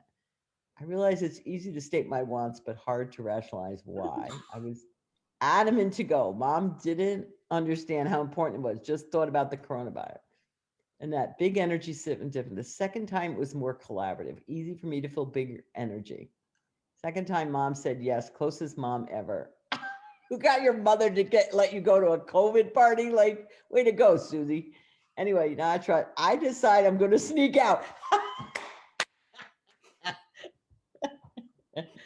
I knew you weren't cured, Entourage. Okay, Sue Silver. It was fun. I really felt the passion. It was fun. I was thinking to pitch my tent outside to quarantine myself. Second time I got into co-trading. My mom is awesome. She said no the first time and considered my needs to see friends after the training. Second time I felt heard. Coolest mom ever. I pulled at my mom's heartstrings the second time and she caved. Ah, Jesus, who's Susie's mother? Second time mom was calm, open, and willing to see me and truly connect before I. Second time I began negotiating. You guys are having fun being the teenager, but you see the difference. The teenager was the only one whose role changed. I mean, no, excuse me. The parent was the only one who was doing something different. The teenager was straight being the teenager. And yet you saw there was a shift the second time. They at least felt heard. Second time she could see how important it was and was understanding about how I felt about the part of your voice softened. She started to ask if I was willing to talk about it to find a solution. That helped me understand her. I felt myself soften, was willing to talk, although I could not see any other solution being a teenager. Very good. From an absolute no to a parent who caved fast with a yes. Who's Sanat's mother? You're not supposed to cave. It's COVID. All right. All right. So we've heard from all the kids, I hope. All right. Now let me hear from the parents. What was your experience the first time? How did you feel about your kid the first time versus how you felt the second time?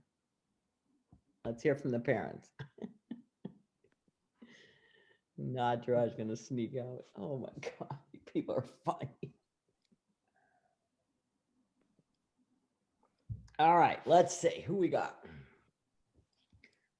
Any parents here? What's the matter? All the parents are. Hey, Mary, can you hear me? Yep. First of all, I couldn't figure out how to chat. Okay. And second of all, we didn't have a third person. That's okay. Okay. Did you play the parents? Okay. Yeah. No, I. All right. Let's see.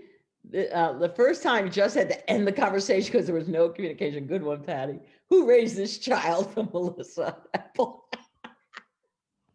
What else you got? Let's see. Ann Barry. Let's see. Like he was so selfish considering Granny lives with us. Way to go, Ann. Way to guilt trip him. I was solid in not wanting her to go without even listening to what was important to her. Then the second time I cared about her, was excellent. I felt so much distress listening to her as she got more and more upset. I almost felt like giving in. Ah, good one, Karen. I wasn't listening to her at all. Yeah. And then this is what kids do. They wear you down and you give in when you don't listen. Because they keep haranguing you. You see the difference versus you come up with a compromise for them and they feel heard, they're less intense. Let's see. The first time I was firm with my no. Second would be the same thing. So I broke the rules and changed the setting to pre-pandemic. Oh, come on. And allowed the team to leave without healthy risking fairness. First time I was overpowering and forcing. Second time I listened and allowed her to have her experience. That's the whole point. You allow them to have their experience. You don't wreck the relationship when you have to say no. Sometimes you have to say no. Or you can at least come up with a compromise. Maybe you could have these two friends over, or we could do this or something. Let's see. Let's see. My heart was pounding the first time. He was a nuisance and bothering me, and it was no, not listening to him. The second time I listened, I felt open to hearing him, and he shared how he felt. Good. Second time I thought we were connecting, and I learned it was just manipulation. You had an interesting kid, Gail. Homework done, be home by 10. I was annoyed by her interruption and attempt to be spiritual with me. Let's see. I had a nice son, but he was truly a teenager and wanted to go to the party. After I listened, but he did not want me to call the parents ahead of time to see what their plans were. They never do. My child agreed to do what I was asking to do and then go to the party. Okay. All right. So some of you guys caved to let him go to the party in the middle of COVID, but that's all right. But what did you notice about the relationship? That's what I really want you to focus on. Again, this is kind of a funny example, but when you really listen, when you really hear them, at least it helps the relationship. I'm not going to say it's going to make you popular. Everybody wants what they want. And what you have to do as a parent or as a colleague, junior high is over. You do not need to be popular anymore. We have a comment in French from Fabienne. She said the first time she was worried, she was panicking, she was feeling the emotion, she was not listening at all. The second time there was tenderness, she was listening to the needs of the kid, and they found a solution to buy a tablet so she could communicate with her friends, and she was happy, and they found a balance. Yeah. You can find again, but did you see how you had to meet the teenager where they are? You had to listen. You can't just shut them down, or they'll do what some kids would do. They'll sneak out at night. They'll go behind your back. Okay. You don't want that with your kids or with anybody, even if it's a difficult coworker. They might act like they have, or a supervisee. They'll act like they do it. They're going to do it, but they have to do it. Have you ever noticed that? Okay, first time, empathetic, they weren't going to go. Second time, ask questions. Oh, emphatic, they couldn't go, excuse me. The second time I asked question, I felt compassion for them, collaborated possible compromise, and still said I reserved the right to decide no, and he agreed to that. You're more likely to get an agreement. I didn't say it's 100% foolproof. These, everybody wants what they want. Let's see. Teen only wants to go out the first time. Second, bring her to think as she was a parent. I worked to bring our brains connected. It worked a few times. Thank you. Okay, good. I found it interesting that understanding me got me what I wanted. However, I really expected, even though I was understood. Meta, I felt stressed and he was so upset. The second time I listened more and understanding, I felt sorry for not letting him go, but was willing to find a solution. Yeah. Okay, good. Those of you who were the observers, what was your experience? What did you notice? Can you please write in the chat? And maybe focus on the two parties' body language, the difference between the first time and the second time. What did you notice that was different, that was similar? And as you're writing that, what strikes me when I read everything, your experience, is how much energy it requires to hold our position, to be firm, to be rigid, to be unshakable. It seems like it's highly demanding. And when we start to soften, just to listen more, to be more willing to find an in-between, or to come up to something that's more co-creation, we relax into this. Yeah.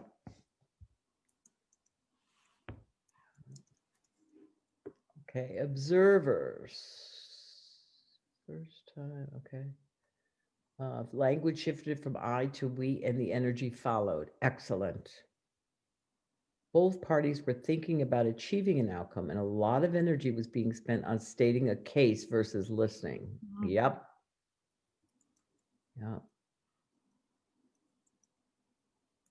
It's really the importance of truly listening. And as Caroline had pointed out earlier, it's not just listening so you can come up with a good response. It's truly listening to understand. Let's see, we didn't have an observer. They were muted. We allowed them to be the observer. We don't know if they observed. First son was working really hard to convince, leaning in and pushing point of view. Mom leaned back, no willingness to meet. Good one. From the beginning, the atmosphere of the voice, the attitude of the teenager was softer and more open, as if he could feel her mother was truly listening. Yeah. Second time was less convincing orient and sought teen perspective more. Excellent. Excellent. First instant parent was pushing her energy forward the body and pushing forward in the chair. The second time, the teenager was respectful parent, open, interested, and co-created with the teenager. Excellent. At the beginning, both were closed with their positions so much it became more emotionally straining. The second part was so much softer, respectful of both needs, even though an agreement couldn't be achieved. Body language, second time, was in tune with each other. Excellent. So you see that sometimes it just naturally will start to sync, and you watch for that. Okay. And you watch and you observe and then you know, okay, all right. And then it's just natural. Otherwise, you're going to see this thing going on or feel it when you're in a conversation. There's a second time mom leaned in, created a space, softer tone, more option, while still stressing care about the safety. And Florence is saying that first time there was a distance between the parent and the teen, and the second time there was more communion between both of them. Second conversation, mom was working from her heart. The mom tried to listen to the teenager. The mom had me snooked. The teenager had snookered. I thought the teenager was joining with mom, and it turned out to be a manipulation. Smart kid. Welcome to teenagers. In the first instance, the parent was pushing her energy forward. Her body was pushing forward. Second time, I think the teen felt validated. They actually ended enjoying each other and laughed together. Wow. Yeah, that's amazing. Okay. So that's the power that we have. Remember, the parent was the only one person there that was shifting. And the whole conversation shifted for some of them. Some of you have kids, teenagers and some of you couldn't listen very well. Maybe it's not your strong suit. It's a skill you cultivate, be aware of and cultivate it. Ask questions. Most of us listen, we don't really listen. We're thinking about what we're going to say next, whether it's with a child, whether it's with a coworker, if you're part of a team. It's all about what's in your head. And that's when it doesn't usually go well. You don't get this influence, this collaborative type of thing. Does that make sense? Any questions now before we move on to the next piece of the next topic, and then we'll have a half an hour pause for our lunch, evening, dinner, wherever you are in the world, break. Pause, I mean. Okay, any last questions about this whole topic, or any last comments that somebody'd like to put in the chat?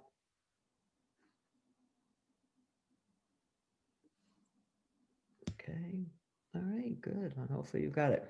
I just wanted to add one thing to what Caroline said earlier about a millisecond, your brain knows whether it's safe or not.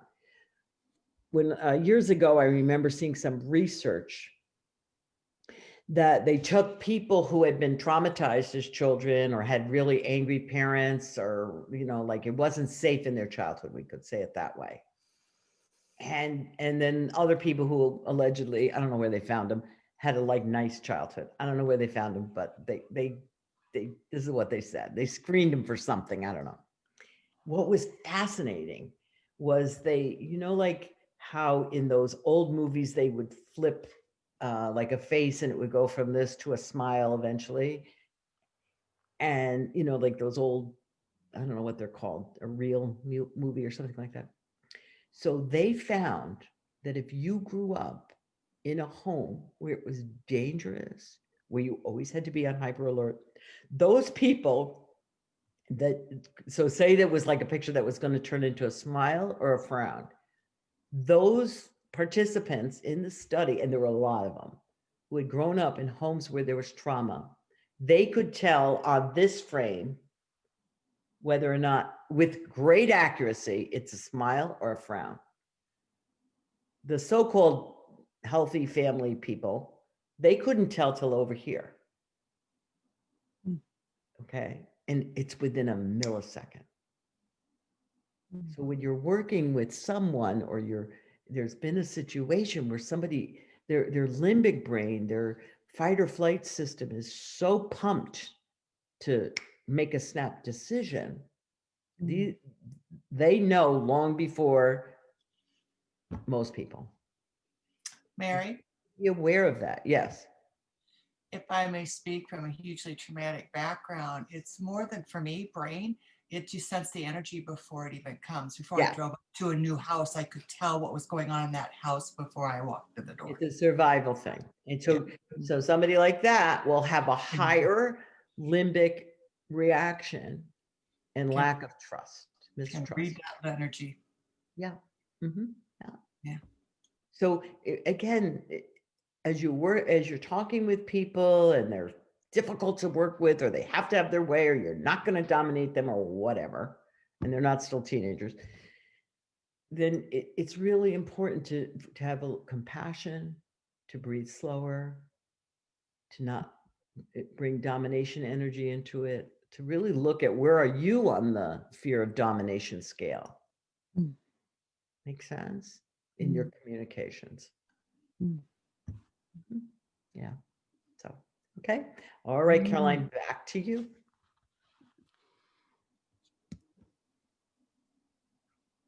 Our listening skills. Yay! Yay! We have to focus on that for real. We mentioned it. We really need to listen. And it's really not easy. In a world where we're constantly bombarded with information, distractions, we have the cell phone open, we have our computer, we have whatever, text messagings coming through, remaining focused and present in a conversation is a challenge. You know that. We've learned with NLP, neuro-linguistic programming, that by listening to how a person speak, the choice of words, the language, we can almost determine the next behavior. And also we know that by changing our own language, we're changing our brain, we're changing our behaviors, we can change almost anything in us just by changing our language. But we won't know that if we're not listening.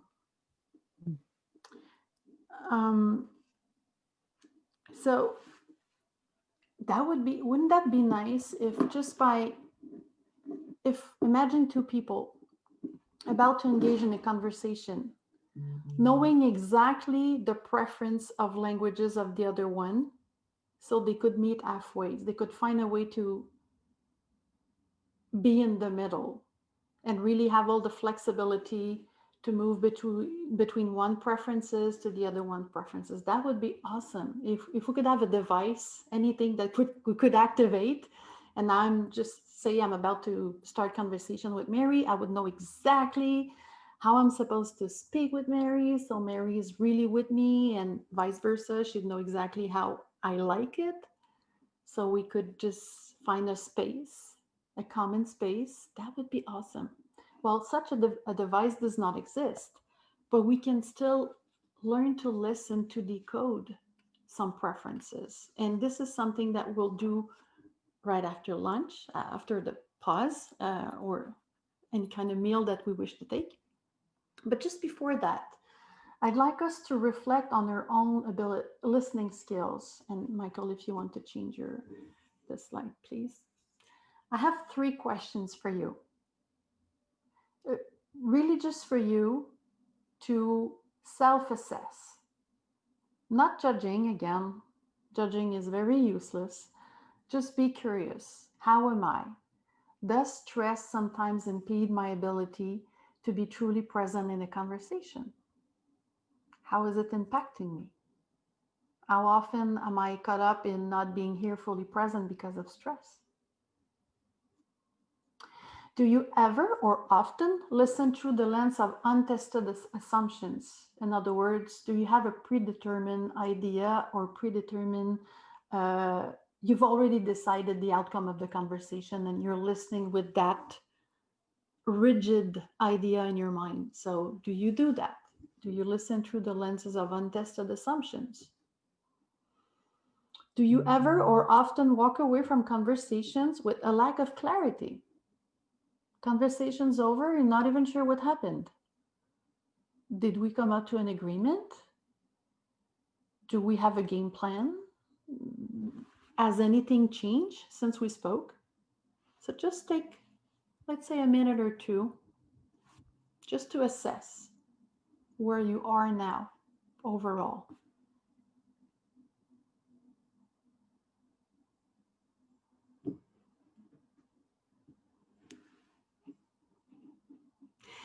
Probably you're coming to the conclusion or that you can improve. We can always improve, right? Next one, please, Michael. One of the key tools that I love using is asking questions for which I don't have answers. If we go back to the previous exercise we just did, if the parent asked the kid, why do you want to go to this party? Chances are the parent already has an idea why the kid wants to go to the party. So I'm not really asking a question for which I don't have answers. If I were to ask, if I'm the parent, if I were to ask instead, how's it going to make you feel going to this party?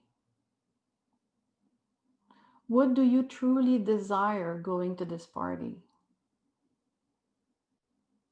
And do you think that this desire of yours can only be met by going to this party?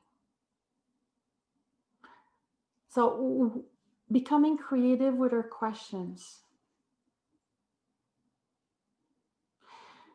I like avoiding the why question. Why do you want to do that? Because truly the only answers, what it triggers is the need to defend ourselves when we're being asked why. Not always, but oftentimes we will feel triggered and we will feel that we need to defend our perspective or need or idea. So I prefer asking, for instance, how is it important to you?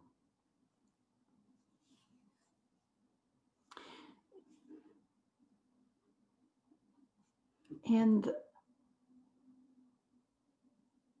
really try to come up with open-ended questions for which the only answer isn't yes or no.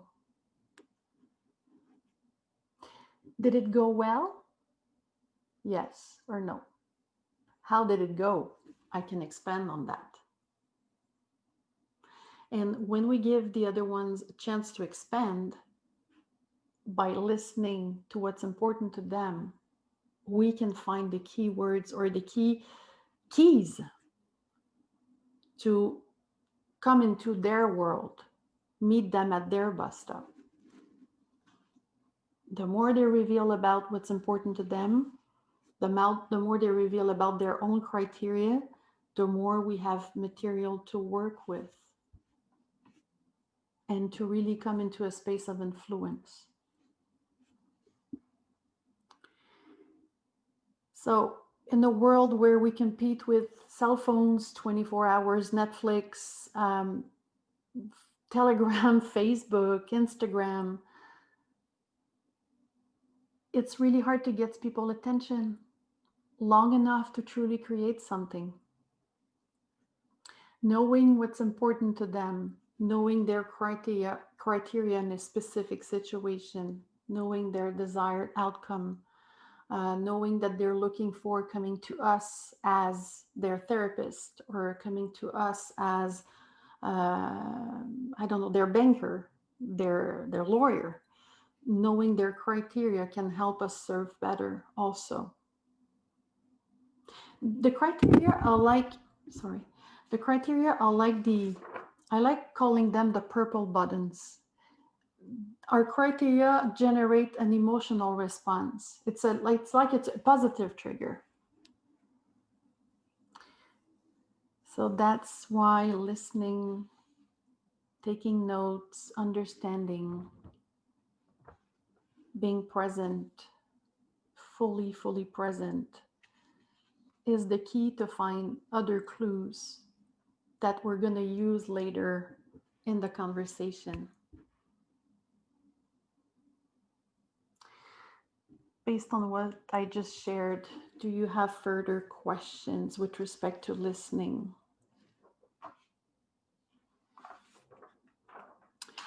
Mary, we had planned an exercise here, but I think we Yeah, can. I think the other exercise actually covered it.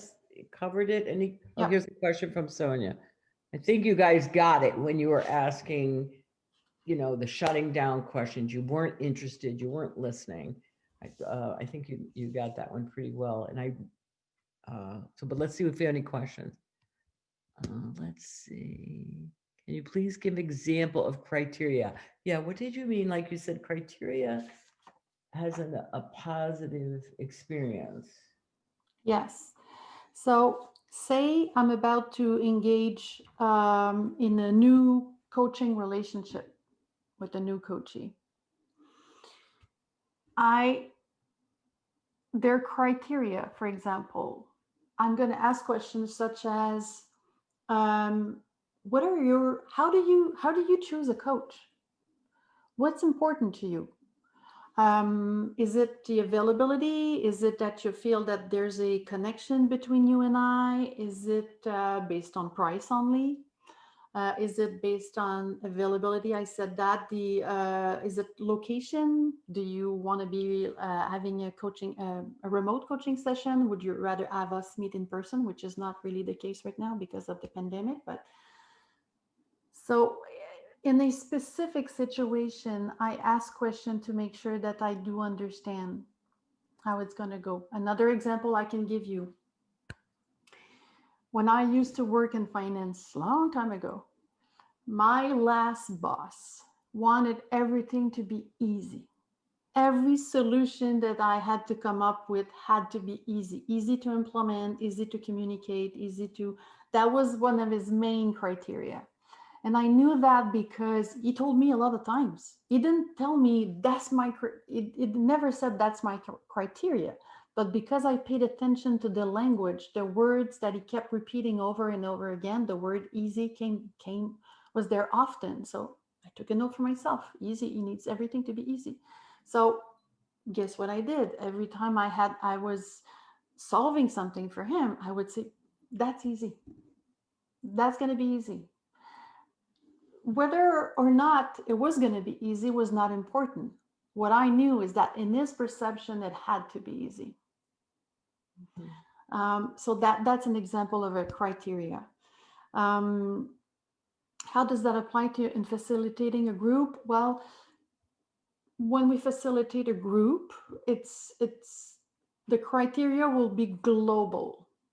When I do facilitate a group, I like asking in the first place, is there anything as a group that you need? So this class will be easier, smoother. Can we agree on how often we'll take a pause? Is it okay if we look at the cell phone, if we answer questions while we are in the group? So the team together will be coming up with 1 or 2 or 3 criteria, and I would refer to that. I will go back to that. Mm-hmm. When we're speaking to a large audience, it's not really possible to know everyone's preferences. But when we're working one-on-one, we have a chance to undig those criteria by asking questions. Is it becoming clearer with my explanation? What's the best why question without going into a rabbit hole of defending a reason versus achieving a joint outcome? What's the best approach to answer why questions? Well, Well, there are many, many ways, I guess. Do you mean, Saurabh, do you mean replacing why by another question? Is it what you really mean by your question?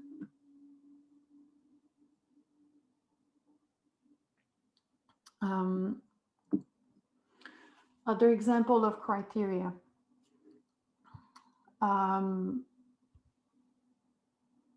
If I am working, say I have a colleague and together we're working on a project, we're going to determine together, how do you want me to communicate with you? Should I go and run at your desk every time I have a question? Should I text you? Should I email you? Should I gather all my questions and see you once a day only, or should I be with you often?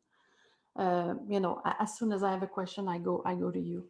So criteria also serve for us to know, for us to have keys to how the other one wants to build a relationship, on which premises, what kind of foundation. Criteria can change based on the topic also. Criteria are not a personality test. It really is what matters to the person in an experience now. One example, I know when I chat with Mary is a little bit like me in her preferences. We can go fast. We can, speed all the way through, it's gonna go fast. So I know Mary likes it when it's fast. So I can adapt myself because I like that too. But say it would be tough for me. I would need to adapt, but I know that she likes it. She's never told me, go fast, Carolyn, speak fast, but just by the way she speaks, the way she moves, the way she is, I know she likes it fast. Okay, so that's a criteria also. Do you agree with me, Mary? Oh, me? Who knows that about me? Okay.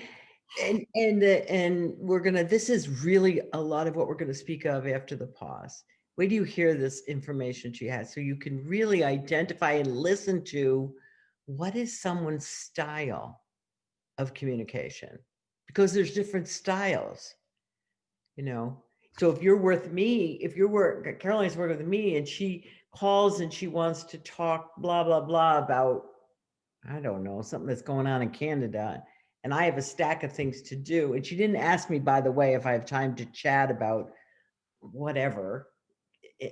There's nothing wrong with it. It's just not my style, and it won't work. And the communication will be, so we have to look at style, and each one of us be willing to flex a little bit and understand what's my predominant style. And where do I need to flex to work with her? It's easy for me to work with her. We go real fast, get it done. Okay, we're out of here. See you tomorrow. Done. And I can go on to the 78 other things I like to be doing at the same time. But that's my style. So just before we move into our little pause, I'm going to give you examples of questions I love asking to find out about criteria. And of course, they are open-ended questions. So when you are thinking about and about ABC being your reality right now. So when you're thinking about having coaching sessions with me, for instance, what is important to you? So when you're thinking about blah, blah, blah, what's important to you? What else is important to you?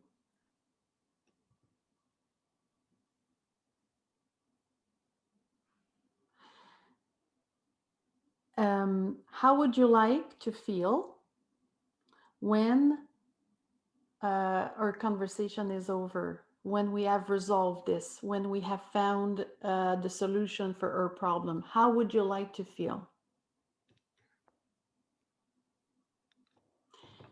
What else, or how else would you like to feel?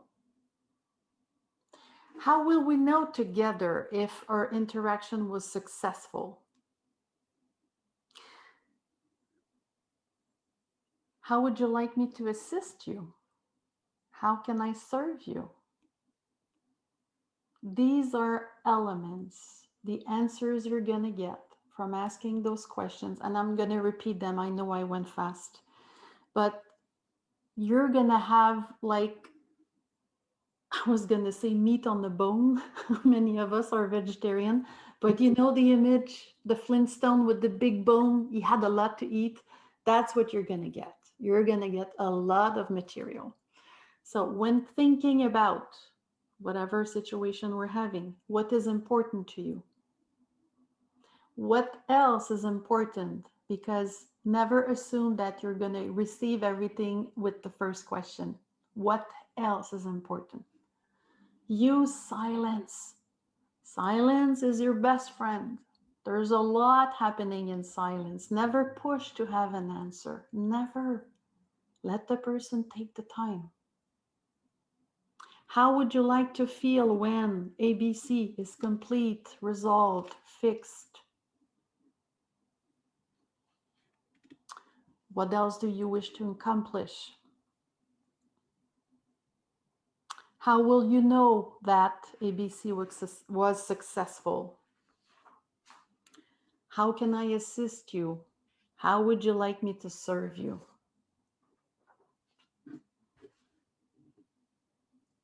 I think the other important thing too is to realize that when you're communicating, the other person might not know the answers to the question because they never thought about them or nobody even ever asked. So you always can give them permission to say, as we work together or as this, if something else comes to you, please share it with me. Like Maz often said to us, you don't say, how can I help you? How can I serve you is the attitude, what Caroline is saying. How can I serve the other? Understanding their styles, understanding their communication styles, understanding my own. Where do we meet?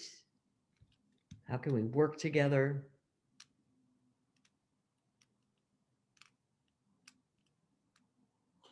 Tell me everything so I can be at my best with you. Mm-hmm. Tell me everything so I can be fully present. How long is a conversation with you? Your ideal of the length of a communication? Is it 5 minutes and top, or do we need to take the time to take our time? Mm-hmm. I'm just throwing out new questions as they come in. Maybe if you guys have good questions, put them in the chat. What are some of the things you ask to have these open-ended curiosity questions, we could call them? I'm curious about the other. Versus everybody should just communicate like me and do what I want. Usually doesn't go well. As you were The coming other up with questions your you could put in the chat that you use. Yeah. You know, I'm just going to share a quick example of how criteria can motivate or demotivate someone. About 2 years ago, I changed my car, and I like driving fast. I like having a good engine. I'm like a guy. Let's not be, I like that. I'm like a guy buying a car. But, when the salesperson see me come in the dealership, what they see is a woman. So they start talking about safety, about fuel efficiency, all the stuff that I really don't care about. I like an engine that can speed. I like shifting gears. I like, that's what I like. So if they don't take the time to really, if they take for granted that I want what the majority of women want with a car, they lose my interest. They lose me. I'm going to go someplace else. Everyone's eager to sell me a car. If they take the time to ask me what's important to you, what are you looking for? Have you done your homework already? Oh, yes, I've done my homework. I know what I want. I know the color. I know the size of the engine. I know everything. So listen to me. When they're quick at asking the questions to find out my criteria, I'm going to stay there. But if they're not asking any questions, starting with their by default speech, I'm out of there. So hopefully that's making it even clearer about the importance of criteria. All right, there's one last question here. What do you do when someone takes over the conversation when you're doing this exploratory questioning and getting to know each other? How would you answer that, Carol? I would ask for permission to ask few questions, just to allow me to be more effective in my work. So I would say, is it okay with you if I ask you 2-3 questions that are very, very important for me? And then when this is done, when this is complete, then we can chat about more stuff that are also important to you. And what's important to me is also to serve you the best I can. So it's for your own interest. So I would just let them know that I need this time. And yes, I do encounter people who talk a lot, and I need to reframe all the time and to go back to what really matters. It happens. Some people are very, very chatty, and some people haven't spoken in days. And then when we're here with them, they use us as, oh my God, I can talk. But we need to refrain nicely, being more specific. And I really like asking permission. Is it okay if I still ask you 2-3 more questions? Can I have 5 minutes of your time? Is it helpful, Susie? Beginning of this session. Yes, it's helpful. Thanks. Entourage says, I get permission at the beginning of a session to interrupt to keep the session on track. Exactly, because that's the role of the coach, the therapist, whatever. It isn't, you're not just having a 2-hour conversation with your girlfriend or that's the role in that situation. So it's the coach's responsibility to keep it on track, to set goals, to have the relationship be one that's where he's taking the lead at the same time co-creating it with the person. Again, roles. All right, so at this point, it's 12:27. We're going to take a half an hour pause. We'll be back at 1 o'clock Eastern time.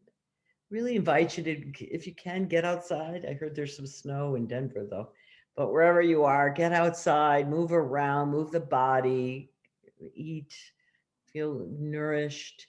And this afternoon, I'm telling you, she's got some really cool stuff that's going to help you to really see where you are, what's your style, what's other people's style, and then how do I flex. It's really some fantastic information that Caroline has to share with us.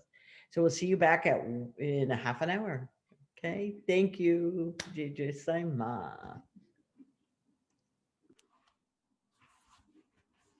Hello, everyone, and welcome back. Welcome back. I hope you had a nice little break, pause, whatever we call it. Time to stretch. All right. We're going to move on this afternoon to the rest of the program about the different styles, you don't really call them styles, do you, Caroline? What do you call them? Patterns. Patterns. Oh, good old patterns, all right? All the different patterns of communication. So that should help you out. So, all right, let's go. Let's turn over to you, Caroline. Yes. So back to the presentation, please, Michael. Slide 17, I guess. Yes. So we'll have fun. We're going to play a little game. We said just before the pause that words are important. Criteria are important. They are like triggers that's going to make a person react emotionally, with the thoughts, with everything. So we'll see how it really plays a role. Imagine that you need to buy rain boots. The most important thing in your life right now is to buy a pair of rain boots. Nothing matters most than that. And so you're on Google and you find this world-renowned place, Bob Rain Boots. They have all kinds of rain boots. You're gonna find what you need right there. But you come across 6 different commercials for the same pair of rain boots. I'm going to read them out loud. You can also read them. You've already started, I know. But just pay attention to which of the 6 commercial brings your attention. To which one are you attracted the most? Maybe there's going to be 1 or 2 out of 6. Maybe all the 6 will attract you or turn you off. But keep in mind that you really need those rain boots, okay? So you're sensitive to what you're about to hear. Number 1. Keep your feet dry, Bob Rain Boots. Number 2, avoid having wet feet, Bob Rain Boots. Number 3, you want to keep your feet dry, Bob Rain Boots. Number 4, you have to keep your feet dry, Bob Rain Boots. Number 5, many ways to keep your feet dry, Bob Rain Boots. And number 6, how to keep your feet dry, Bob Rain Boots. So just pick the one that finds just you would like to know more about it. Just hearing or reading this advertisement, and we're going to go back to that later as we go through the communication patterns. Next one, please, Michael. Yeah, let's talk about patterns. Do we know about patterns? Do we know that? The same way patterns exist everywhere around us in nature, in our behaviors, you know that so well. Patterns also exist in our communications. So those commercials that we just looked at are pretty much all the same, but there's a tiny little difference that made one of them or maybe 2 of them feeling more attractive to you. You know, the reason why we're attracted to one more than the others, it's because our internal mapping resonates more with the choice of words and the way the words are used for one or some of them. In neuro-linguistic programming, we use this map of the world to really understand that we are all different. Our culture, our background, our life experience, our first language and how many languages we speak, our preferred sense, is it the taste, is it hearing or seeing, or is it kinesthetic? All this creates filters in the brain, and all the information that goes through those filters will create a map that remains unchangeable unless we decide to do so. I came across one very fascinating information the other day about how much how many information or how many gigabytes of information we have to process every day. And this information is already a little bit dated. It's about 2 years old. So 2 years ago, it was estimated that we had to process 43,000 gigabytes of information per day.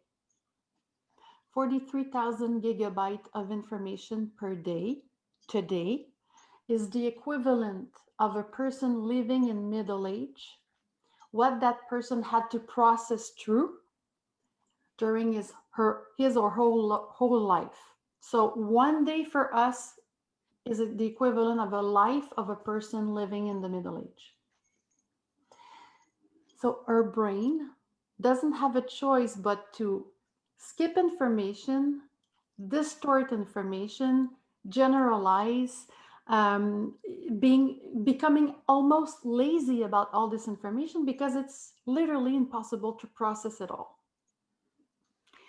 That's why we retain some kind of information better than other, depending on the filters, depending on the map of the world that we have in our brain. Did you know that? Maybe you didn't know, but that's the kind of information that I find fascinating. In the Turkish language, there is a 70 letters word. One word has 70 letters. And this word is not translatable. The equivalent in English of that word in Turkish needs 20 words to do the equivalent of one word in that language. So we get lost in translation, and that's not just an expression. But that's how we can easily find ourselves in a place where we don't understand each other. And I'm not just talking about we're not speaking the same tongue. Literally, we rarely are speaking the exact same language as another person because we don't have the same filters. And as a result of that, we don't have the same map of the world. So we need to find a way to understand the other person's map of the world by listening, by asking questions. So what we're about to see together are 6 patterns. And by patterns, I'm not saying that these are good or bad, all right? These are just preferences, the way we trained ourselves to communicate. And these are not personality tests. Our patterns can change and can be adapted depending on the situation, depending on the context, depending on our objective. So we're not, I would say we're not, it's not rigid the way we will use a pattern versus another, because even if some things about our communication seems to be very stuck in a big concrete block, we still adapt ourselves to communicate. We do that. Even when we don't have the feeling that we are adapting. So we're about to go through 4 patterns that are going to reveal to us how a person becomes motivated to make a decision and to take action, and 2 patterns about what kind of information they like to receive in order to make those decisions. We can switch, Michael. And again, I'm already covered that one. I love patterns. I really do love patterns because they are rich in experiences and rich in the quality of information that we receive. So for each pattern we will cover, I'm going to give you the kind of language that you can expect to hear from a person in order for you to place the person on the continuum of a pattern. So imagine a pattern like being a long line, and I can't go any further because my screen will not allow you to see my ends. But imagine the patterns on which you have 2 ends. In this specific case of the level, one end would be a person who's completely proactive. The other end would be a person who's completely reactive, and a mix of the 2 anywhere in the middle. We realize that we gain flexibility in our communication when we can identify our own preference, identify the other one's preference, and be able to move in the middle, to adapt ourselves, to be really flexible, to really change what we need to change to understand the other person's map of the world, to meet them at their bus stop. So what is proactive versus reactive versus passive? Well, pay attention at the red little, the red ones. For the proactive, you see that the arrow is in front of the person. A person who is proactive, they act before they can even think sometimes. They're not waiting for anything or anyone to tell them that it's time to move, it's time to make a decision. They just do it. They don't follow, they are the leaders. Whereas a person who's more reactive needs more time to think, more time to process information, more time to observe what's going on before they move. That's why the red little thing is at the end. Passive. Are you noticing that there are no arrows whatsoever? No red arrows? In my practice, we say that if a person is not even complaining about something or asking questions or looking for information, they're not a potential client. In other words, they are passive with respect to my coaching services, not passive in their personality. Let me make sure that I'm clear, because it's not a personality test. It's with respect to a conversation, not with respect to a specific situation. So we are not trying to make a person who is more passive becoming reactive or proactive. It would be a waste of time, and it's not our role. Our role is to really understand the language, the difference of the language between a person who's more proactive versus reactive. So when I'm proactive, I take initiatives. Sometimes I can act with little consideration for others, because I so want to be in action right now that sometimes I will not take enough time to think and to consider around me. A person who really is proactive, she's an achiever. She is an achiever. You don't need to tell them what to do. They know. They find a problem or they find a challenge, and they already go, they're out there to find a solution, fix a problem. Oftentimes we will find them impatient. So the way they will move, they're going to move fast. They're going to look impatient. They're going to shake the leg under the desk. They're going to tap the pen on the table. They're like, okay, I know. Can you finish yet? So can we start yet? I'm ready. I'm ready. I don't need more explanation, more time. So that's really a typical behavior of a person who's more proactive. Sentences will be short when they speak. They speak fast, direct language, and the kind of language they will use will be like, okay, let's do it.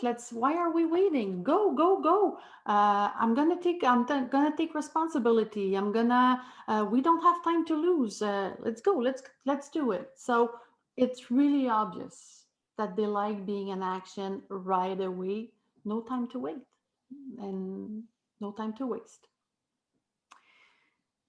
A person who's more reactive will wait for others to take action first, and then they will follow.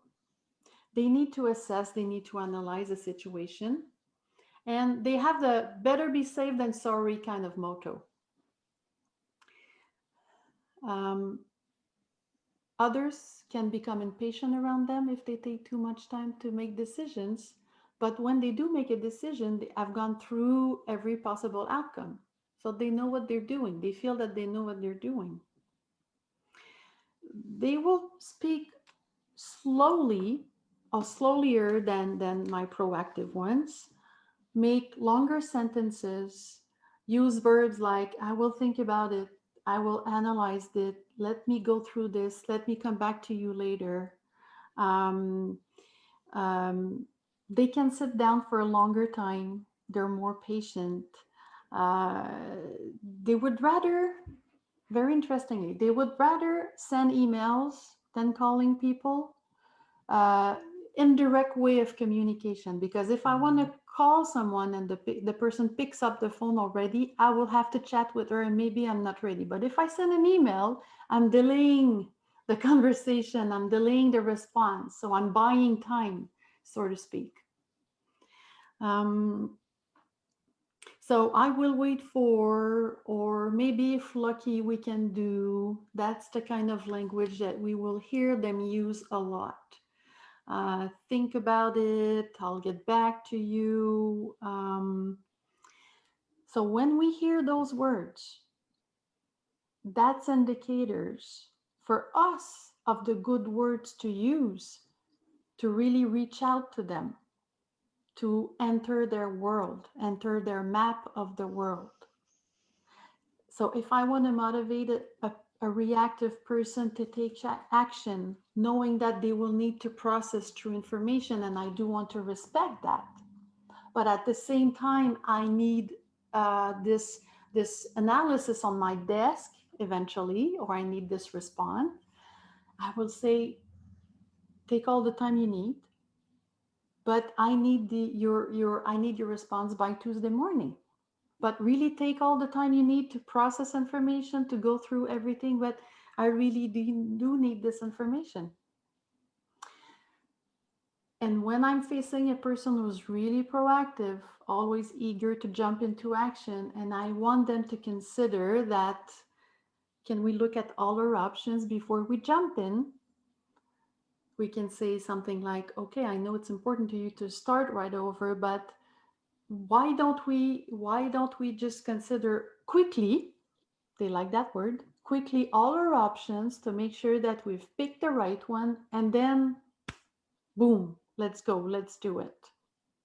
So we don't really have to motivate a person to be proactive, to take action, but we can motivate them to really make sure that as they honor their will to jump fast. If you can just come back to the previous one, Michael. Thank you. As we want them to honor their will to jump fast, help them consider that other elements are important as well as action is important. All right.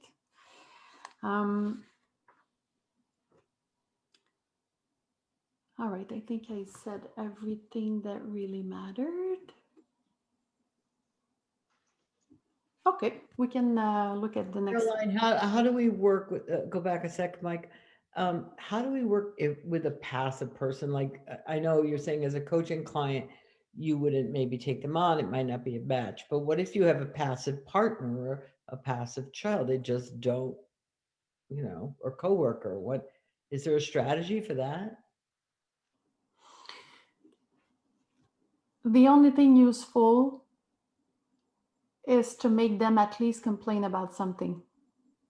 Not making them complete, but try to engage a conversation in a way that they will at least let us know what's going on that they don't like.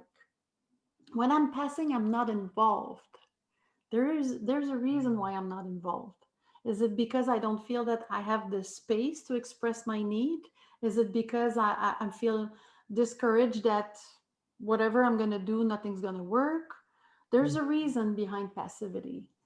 But at least if I'm passive, if at least I can express something that I would like to be different, a desired outcome, then I can move from passive to maybe reactive and maybe proactive. And I would suspect that if you do have someone, say you're working in a team who's really kind of passive, but it's not acknowledged, and then they're going to either slow the team down or frustrate the rest of the team because they're just not involved. I mean, I'm sure we've all seen situations where the person's just, somebody on the team who's just kind of there, not really into, or not invested, we might call it, in what the team's working on. Is that what you mean? Well, depending on the role I'm having with this person, if I'm the direct manager, I'm setting the rules. Say I will set my expectation, and I will tell everyone in the team that I need participation in meetings. I need them to be involved. I need them to think as a team, work as a team. And once my expectations are clear, if I still have a person who's passive, then I can measure them against my expectation. Okay. I have some power over, because, well, Power in the sense that there's something I can do because clearly they're not meeting expectations. They were clear in the first place. Right. If I'm a coworker and I'm not the leader, I don't have the same influence, then we can ask questions, open-ended question. Is there anything that we can do different so you'd feel participating? Is there anything that we can create so you want to be involved with us? So trying to find out why we have this person so passive. Sometimes it's going to be something that the team has some power over, and in other moments it's going to be that, well, I have this person in this role, she's not happy, she doesn't like the company, she doesn't like, Mm-hmm. then you might have something to do about it. I mean, take your responsibility, and I mean, Yeah. Because it does impact the team. It drags the team down. The energies, they don't have they don't have their Zoom name. They're never really there, or are they there? Are they? It's an energy that's, I mean, it really can drag the grid down.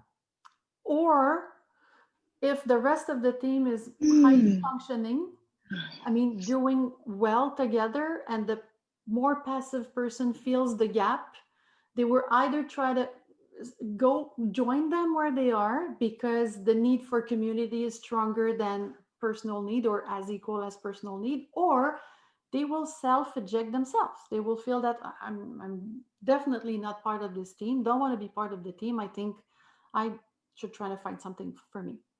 Mhm. So the gap would also influence. Yes, it could bring the energy down, but depending on how many people they have on the team. If I have 9 very engaged person and 1 a little more passive, I don't think 1 is enough to bring the energy down. It really depends on the dynamic of the team before, with or without the person. Thank you. Sure.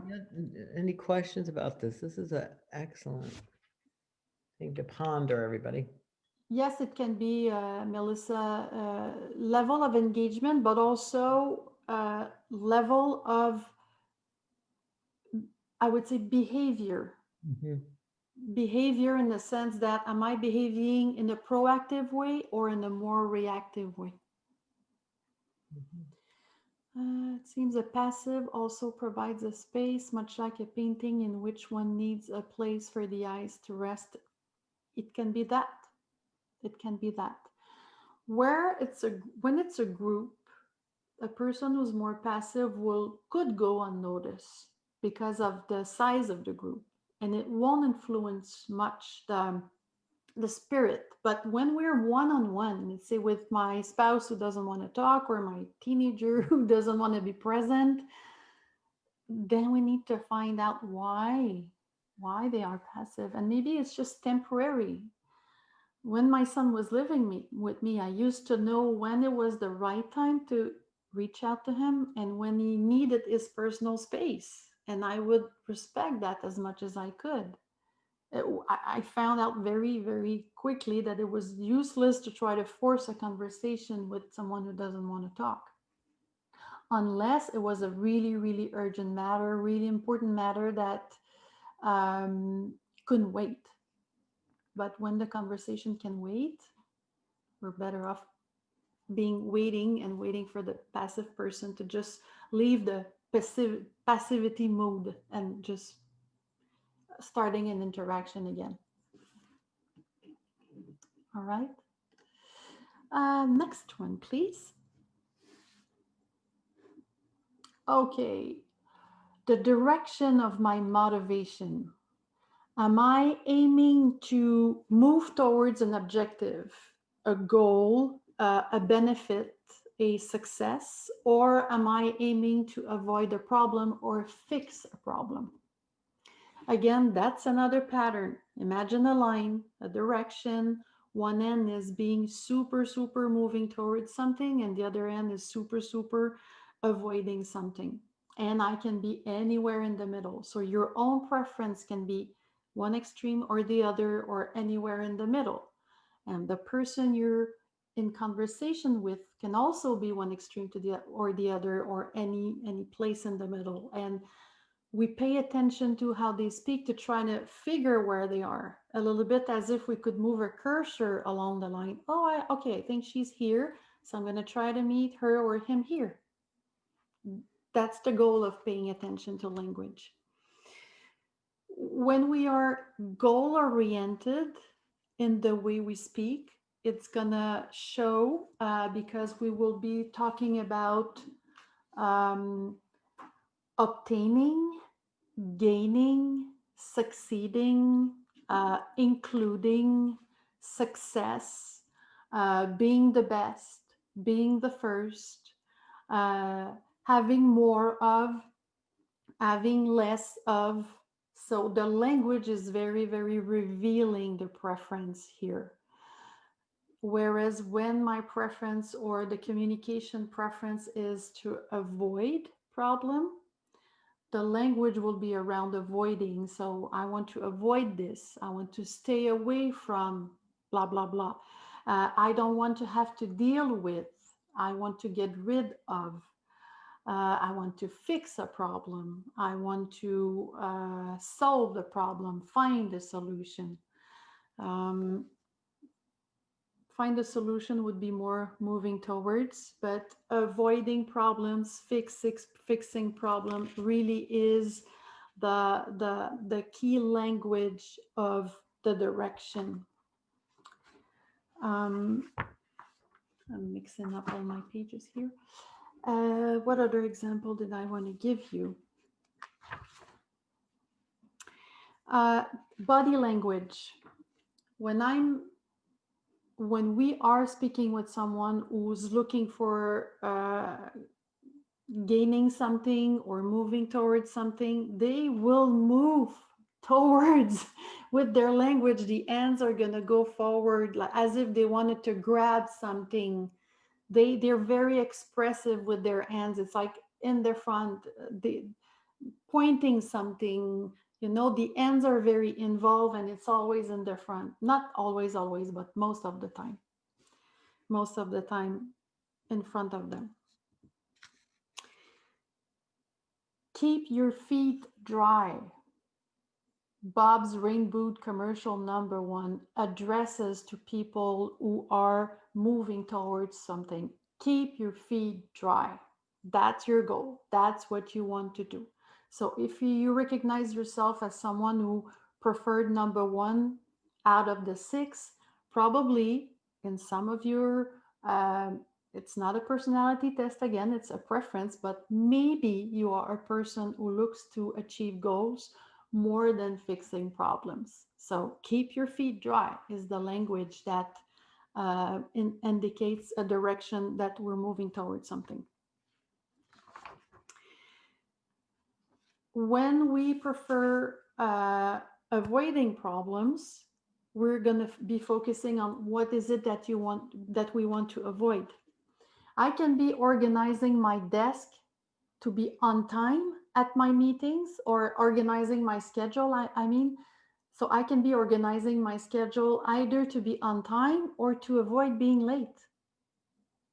The result will be me organizing my schedule, but the need behind will be different. Being on time, not being late. It could sound like it's the same thing, and it is in fact, but the way I will verbalize it is very, very different. If not being late is a criteria, if it is something important for a person, that's the criteria I want to write down and I want to remember. If being on time is another criteria, that's the one I want to keep in mind. I want to write down, I want to remember. All right, the goal will be the same, or the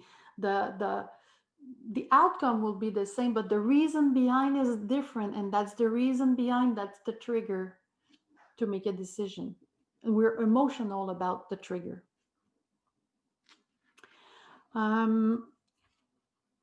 I used to work with all kinds of people, probably like you also. And when I was working with people who were more attracted by fixing problem or avoiding problem, what made them move eventually was a deadline. A deadline is a very, very good trigger to make sure that my reactive people and my people who are motivated by staying away from problems are jumping into action. Deadlines create miracles from time to time. Having a hard time managing priorities could be also a problem that someone who's having who's more on the away from side of the pattern have, because when I'm driven by an objective, I will push anything on my road. I will remove all the blocks to make sure that I reach my goal. But when I want to stay away from a problem, I don't probably have the same urge. And so I can be delayed by other people's priority. I can be delayed by new problems coming in, because if I like fixing problems and avoiding problems, I like when problems are coming. And one is not better than the other one.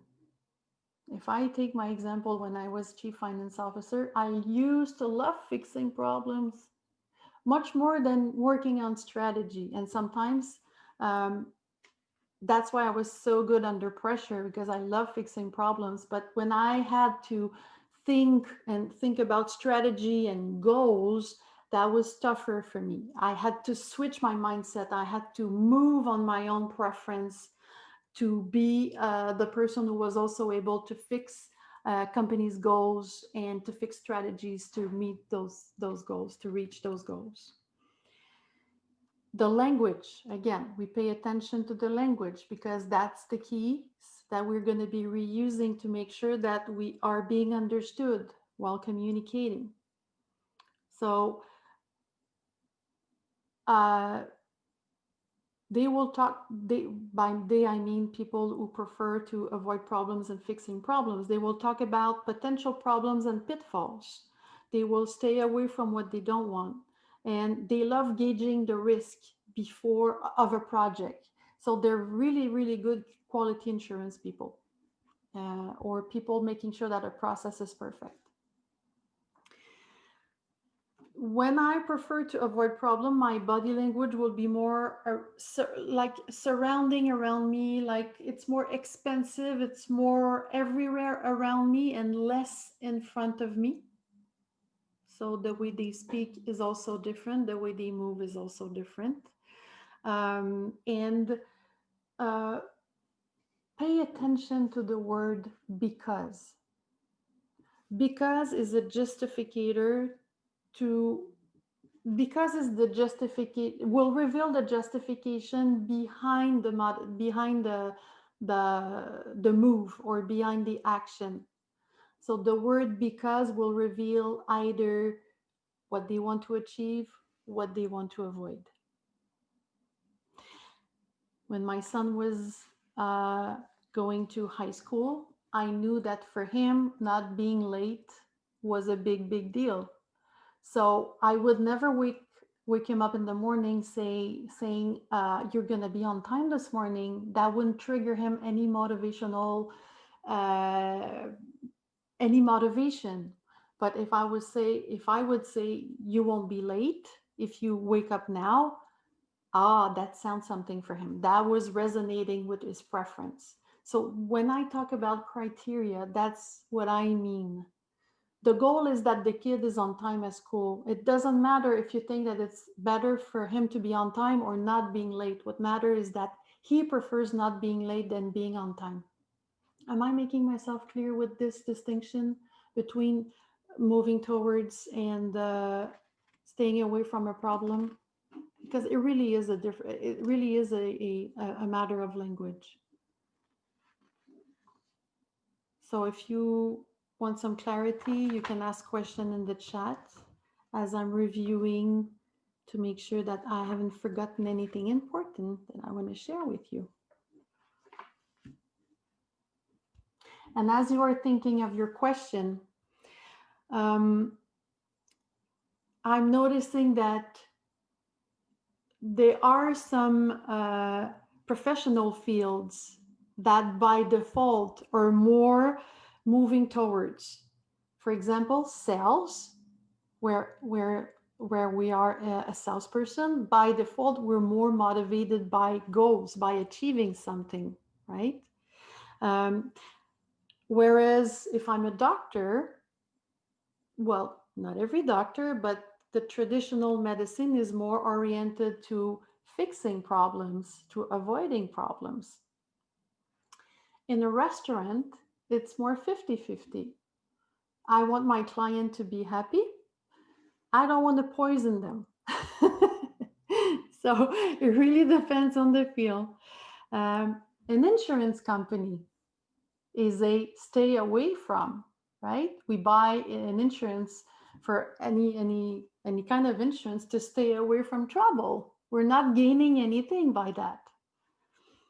Our successors gain some money when we die if we have a life insurance, but ourselves personally, we don't have any goal achieved by an insurance. It's really to avoid a problem or to fix a problem.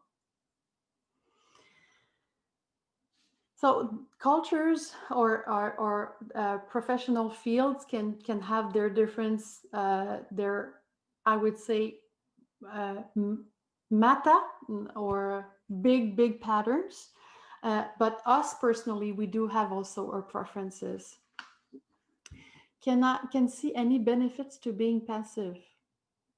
Anne, very good question. Certainly there are benefits because, and we'll see that a little later, but behind every behavior, every decision we make, every thought we have, there's a need that we're trying to meet. A need, sorry.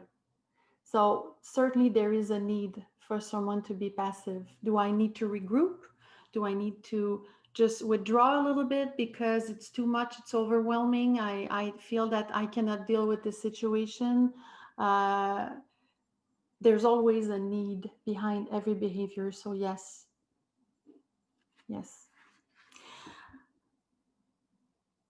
Countries, by their cultures, will also have a pattern that is more moving towards or staying away from or fixing problems.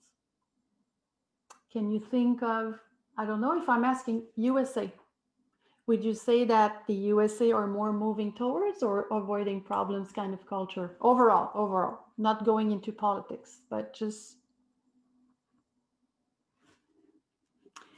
I would say moving towards. There's big objective of growing, the economy, growing the lifestyle, reaching, I don't know, so everyone, the American dreams, that's really moving towards. And I'm going to compare this with Canada, the country where I live, where we have much more stay away from culture, avoiding problems culture. We don't even have an army. A few things here and there, We're the good guys, always willing to go help people, but we don't have that kind of goals. I mean, that's just not in the culture. China is very moving towards. The business world is a moving towards kind of energy.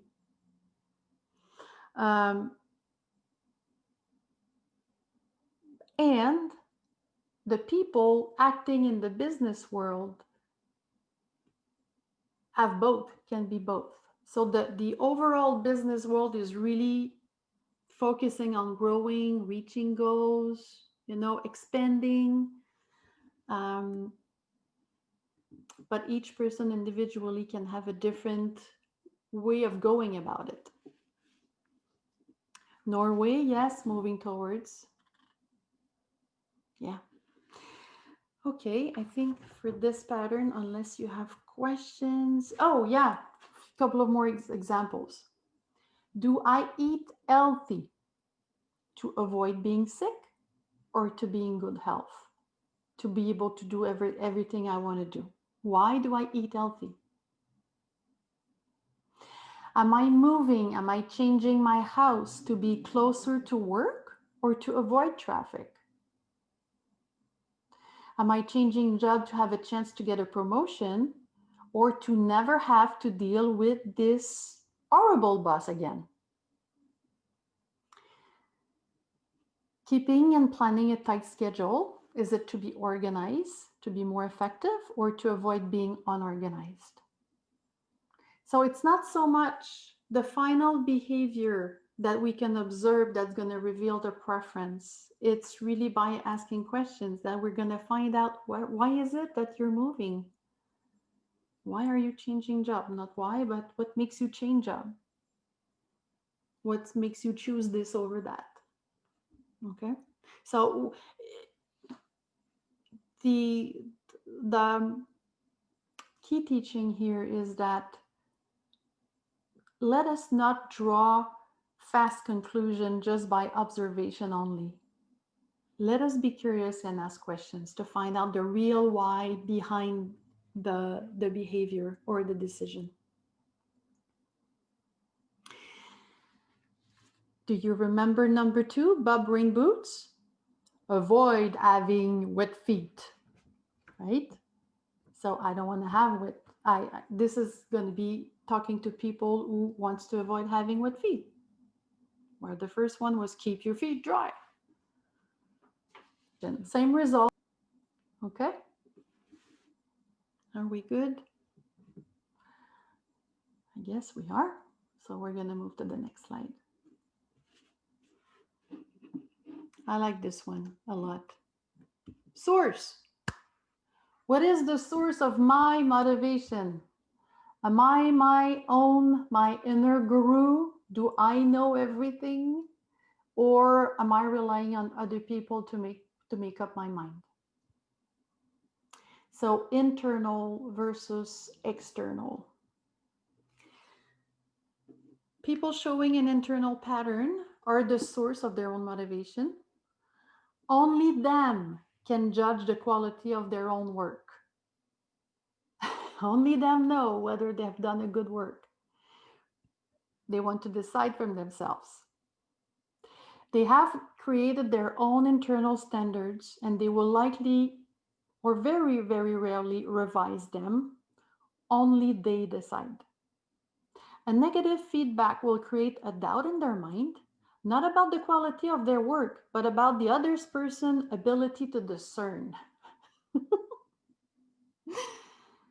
Since they do not value external feedback, they will likely never offer any. A very, very internal person will consider a deadline like an information, like any other kind of information. He wants that for Tuesday morning. Interesting.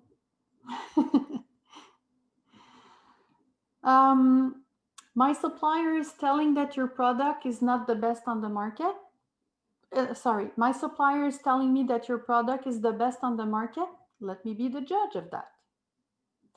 Their motivation is triggered when they receive information from an external source that they compare to their own standards and that they see whether the external source passes the test or not. So if you haven't already guessed what it means, they're really hard to influence because they know, right? When you are a very internal person and you buy a piece of furniture at IKEA, you don't look at the guidelines. You try to put it together by yourself. And if you don't succeed, it's because the piece of furniture is not well designed. It's not because you haven't looked at the booklet. Bob Rain boots, number 3. You want to keep your feet dry? Almost the only way to influence or get into the map of the world of a person really, really internal is really to ask questions. Never make assumption. So you want to keep your feet dry? Why not? What do they have to say? Let's see if What do they have to say is resonates with what I already know is right, or what I already know is the right solution. External. Again, it's like a continuum. There's one extreme, there's the other extreme, and there's any place in the middle. And we're likely to be someplace in the middle, okay? People with an external source pattern, they like and they appreciate and they seek for external opinion, a directive, or a feedback to stay motivated. They want to be guided. In the context of work, without feedback, they don't know if they've done a good job. They consider information as an order. They feel motivated when another person makes decisions for them sometimes. If they have the reactive pattern on top of that, yes, they will love when other people make decisions for them. Hard or impossible for them to finish a task in the absence of external validation. Again, extreme, extreme, extreme, okay? So external validation is really important. It's realigning me, it's guiding me, it's telling me if I'm on the right path or not. It's really like a path that I'm following, and I'm happy to have a path. They do not create their own standards. They use other people's standards. When you are very external, you follow the IKEA plan. You do that. You have to keep your feet dry. Bob Rain Boots number 4. It's giving me an order. You do have to do that. Okay, all right, I'll do it. So if to determine the very internal people, they're easy to put a label on, if I can say it like that, because of the way they speak. But just to be clear, there's few questions we can ask to find out about the preference. When you choose A, B, C, what is your process to make the right choice? How do you know you're making the right choice? Well, I know, or I've asked a couple of people, I read some reviews, I've asked some feedback, I did my research. So you'll see where they are, where they find themselves on that line. Is it I know because I know, or I know because with help of other people, I found a way to know. So language is very revealing again. And if I am with a person, one can think that dealing with someone who's really internal or external, sorry, will be easier than internal. Well, it depends. When I was dealing with my last boss, he was really internal. Really, really. So I would say, how would you like to receive information? How can I give the information I found that you could find interesting? I came across an article, I came across something that you might want to look at. I don't know. Would you like me to send it to you? They have the power. We need to acknowledge that. That's one of the ways to open the door and really have a conversation and a flow, going. When I'm interacting with a person who's more external, could be very easy, could be hard. Because when you're facing a person who really loves having other people's opinion and that they need to call 15 friends before they decide, if you're friend number 12 and you think you nailed it and that you expose your view and your feedback and everything, but no, there were 3 more people to call and they called and then they changed, they switched. So, the motivation can switch from one way to the other. So if you're in the sales department, or if you're exposing a solution or a product that you have to a person who's really external, if you do a really, really good job, you might nail it, and they might choose you as a therapist, a lawyer, whatever the kind of work you're doing. So it really depends. It really depends. if we were on the persuasion side of the if we were in the dark side, I would say name droppings work really well with external people, but you don't want to do that because that would be crossing a line that you don't want to. XYZ person thinks my product is really, really good. Oh yeah, if XYZ says it's good, I'm gonna buy it. All the influencers on YouTube, on the youngest people are more attracted to influencer, but it responds to the need of the external people. Oh my God, she's loving this lipsticks, or she thinks that this spa is the best in the world, so I'm gonna go. It really, when I'm external and when I'm fascinated about person and I'm really a big fan of a person, I will listen more than if a stranger is talking to me. I want to give you an example that I love particularly. A real internal versus a real external person. Margaret Thatcher, who was the Prime Minister of the UK in the 1980s.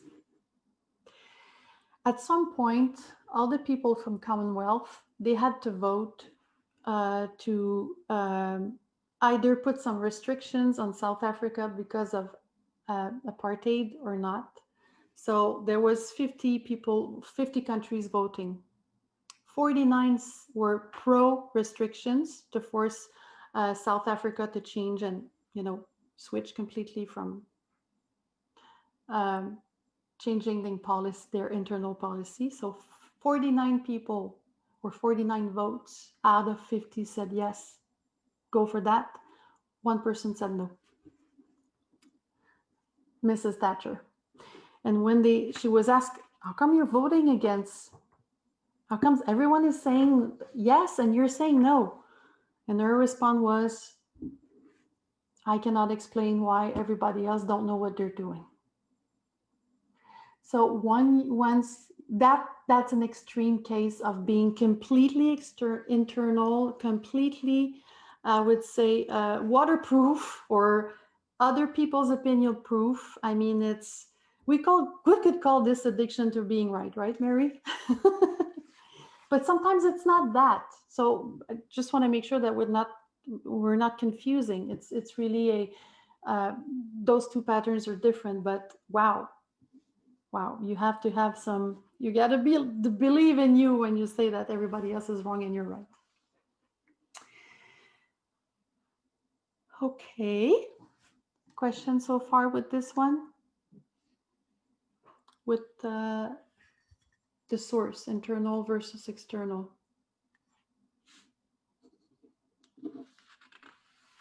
How many of you can really see yourself as an internal? Let's do thumbs up. Let's just vote here. I want to see how aware you are. Like you don't, you don't need to talk to a committee. You don't need to take a vote. You just know what you want. Do your reactions. It's easier for us to see you. I think you're an internal. We're all a mixture, but if you had to pick one, everybody's a mixture. You're on the spectrum. Like on this really, Margaret Thatcher would be way over here on the spectrum, okay? But how many of you see yourself more as like, I know what I know, and other people's opinions, yeah, I might ask them, but that's not really where I'm going. Yeah, very good, very good. All right, and how many?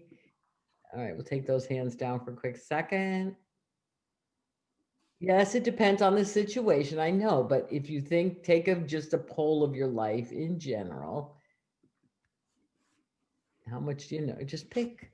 How many of you like to get a committee going? How many of you like to call 17 friends or some variation of that and talk it over and then talk it over to somebody else? And then, if you're talking it over with more than 5 friends, I'd say you'd be here, okay? But like, where are you? How many see themselves more as their preference for decision making, or their preference for is to be external? Like you like those accountability groups, you like somebody else to hold your feet to the fire, and I don't even see you guys voting. Come on. What's your vote? How many are external? Or you just don't want anybody to know? No, but do your thumbs up so I can see. I love Mimi's comment. Can everyone in the what is room Mimi? tell me what I am? What does she want? She said, can everyone in the class please tell me which I am? Exactly, baby. You want a poll? You just gave it away, honey. We have a question from Cynthia who's asking, how can we deal with an extremely internal person who is not your boss, more of a partner? So often, well, what we hope for is that once our credibility is established, that the person will move a little bit from internal to external with us, meaning that our opinion will start to matter a little bit, that what we have to say will matter. Cases where people stay stuck in the internal and being completely uninfluenceable, I would try to dig if there's something bigger. I mean, it's not my role to be a psychologist, but I would try to see if there's not something bigger, because usually we all have a need to bond. We all have a need to feel that we're part of something. So even the really internal person, they're pulled by that need also. So they want to soften on that. If it's not softening, I would try to see if there's something else behind the scene that we're not seeing. How do you discern between internal and a lack of confidence? That would be more external with a lack of confidence.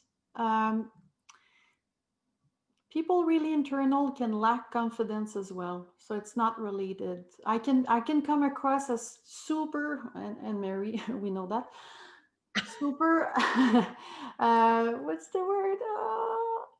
Not affirmative, but we have this pattern in common, Mary. Please help me. I only have good patterns. What are you talking about? I mean, super pushy, super decisive, and arrogant. Oh, arrogant, righteous, Okay. righteous. No, righteous. We're Yeah, right. righteousness. So arrogant and righteousness are showing sometimes a lack of confidence also. So it's not so much that there's automatically a lack of self-confidence. Now, confidence comes with habit. The more I do something, the more I become confident. So of course, if I'm doing something for the first time, let's say sometime the first time I started the barbecue with gas, I was so nervous. I think I called my father 5 times, another man 5 times. I wanted to make sure I was doing the right thing. In this specific moment, I was external because I needed help. But it's not a typical pattern for me. But in this specific situation, I needed to call people. I didn't want to burn my face, you know. But now I know how to run my barbecue, how to use my grill. So I don't have to call anybody anymore. I know what I'm doing. So the first time we do something, we might be external. And then as we gain confidence, we become a little more internal. Does that answer the question? I would take my shoes off and walk barefoot in the rain. No rain boots. No rain boots for Joy. Yeah, and again, remember everyone's on a spectrum. And to where am I on a spectrum with this? There's no right or wrong. It's just what's my primary tendency? What, and how does that work in the situation I'm in? For example, if you're in a partnership and my internal self says I can buy 7 pairs of shoes, and like my partner's not on board, that's not going to go too well. Okay. So it's like, where am I flexing? What's my tendency And is it serving the relationship I'm in? Make sense? So if I'm more of an internal and I have to work in a company where I'm not the boss, that doesn't go too well if I'm just making decisions and not communicating that. It doesn't usually work too well for me. You know, it's actually not a good job match for me. So it's knowing yourself, appreciating yourself and your tendencies or your ways of being, and then and putting yourself someplace where you can shine. And you want to be able to do both. You want to be able to flex when it's appropriate. I just want to bring again, just so we don't lose the scope of this conversation we're having, is that we're talking about patterns that will motivate or demotivate us. So Mhm. when I'm more internal, I'm motivated by making my own decision based on my own standards. That's what is motivating me. Whereas where I'm more external, I'm motivated by just having people's opinion feedback so I can make finally my decision. So I'm motivated when I know I have access to external opinion, or I'm motivated when I know I can make decision on my own. And then knowing that from another person, we just adapt the language. We try to meet them in the middle. We try to meet them at their bus stop. Okay. So there's no right or wrong to answer there's no right or wrong. It's just preferences. And the more we're flexible in the way we communicate, the more we can meet them halfway. Okay. So that was the source. Yes, and the next one, please. Reason. Reason meaning choice versus procedure. Do we prefer having options, or do we prefer to follow a path that is clear with steps to go through?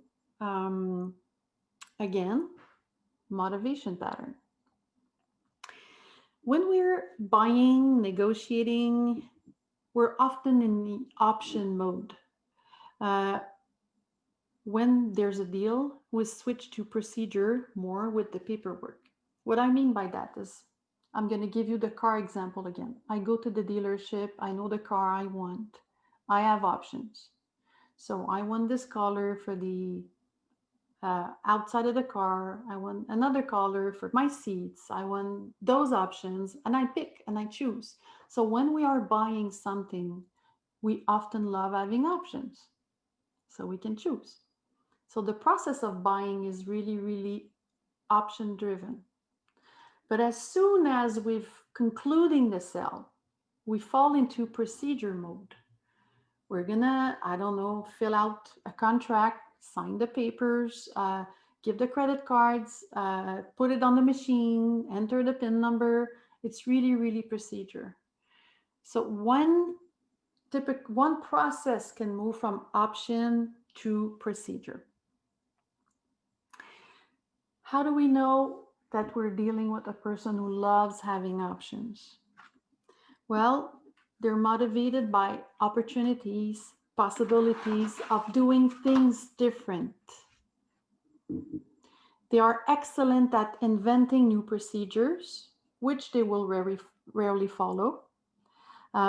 If you give an option person the guarantee that if they follow the ABC path, they will earn $1 million, they will try to find a way to improve the path to get there as they're going there. In other words, they love creating. They love being the one responsible, in charge of the process, I would say. They are excited by millions possibilities and ideas. They love to start new projects, but do not necessarily feel obligated to complete them. Their preference goes to development rather than maintenance. They like to get around the rules. That's a very important element, getting around the rules.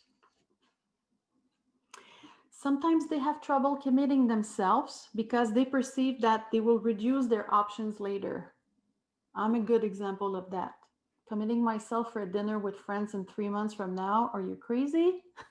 Everything that I can miss or that I would prefer to do in 3 months from now, nah, I'm not committing. It's too way too far ahead.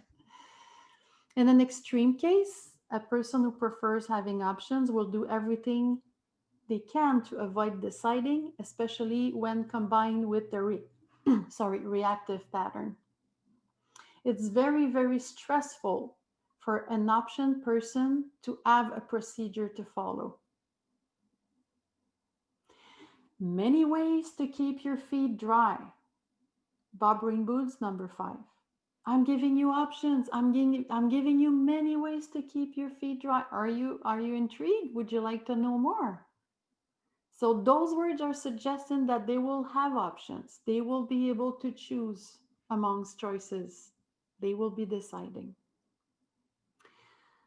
A person who prefers having procedures, who has the procedure pattern, like to follow the most traveled roads. They believe that there's a right way to do things and a more effective way to do things. They don't want to reinvent the wheel. It's not what they like. They're more interested in the how than the why. They can feel very uncomfortable when someone suggests to bypass a rule. Oh, no. They say we should do this. We will do this. What matters to them is to see the end of a project. They finish what they started. It's very stressful for a procedure person to have decisions to make, to have options. How to keep your feet dry. Tell me the right path. Bob Rainboot, number 6. How to keep your feet dry. Here's the procedure. I'm going to tell you exactly how you're going to keep your feet dry. No need to worry about anything, no decisions to make. So the difference in the language will be options people will talk about what matters to them, their criteria, opportunities, possibilities, choices, options, all synonyms of that. Whereas when we're dealing with a more procedure person, they're not really choosing. It is what it is. They will sometimes respond to a why question by explaining how. Why are you, when I was in finance, I would ask, why are you doing this specific entry, this specific transaction? And I would know when a person was just reciting the process versus really understanding what they would be doing. They would tell me the whole process, and that was not exactly my question, but yeah, process, they know the process.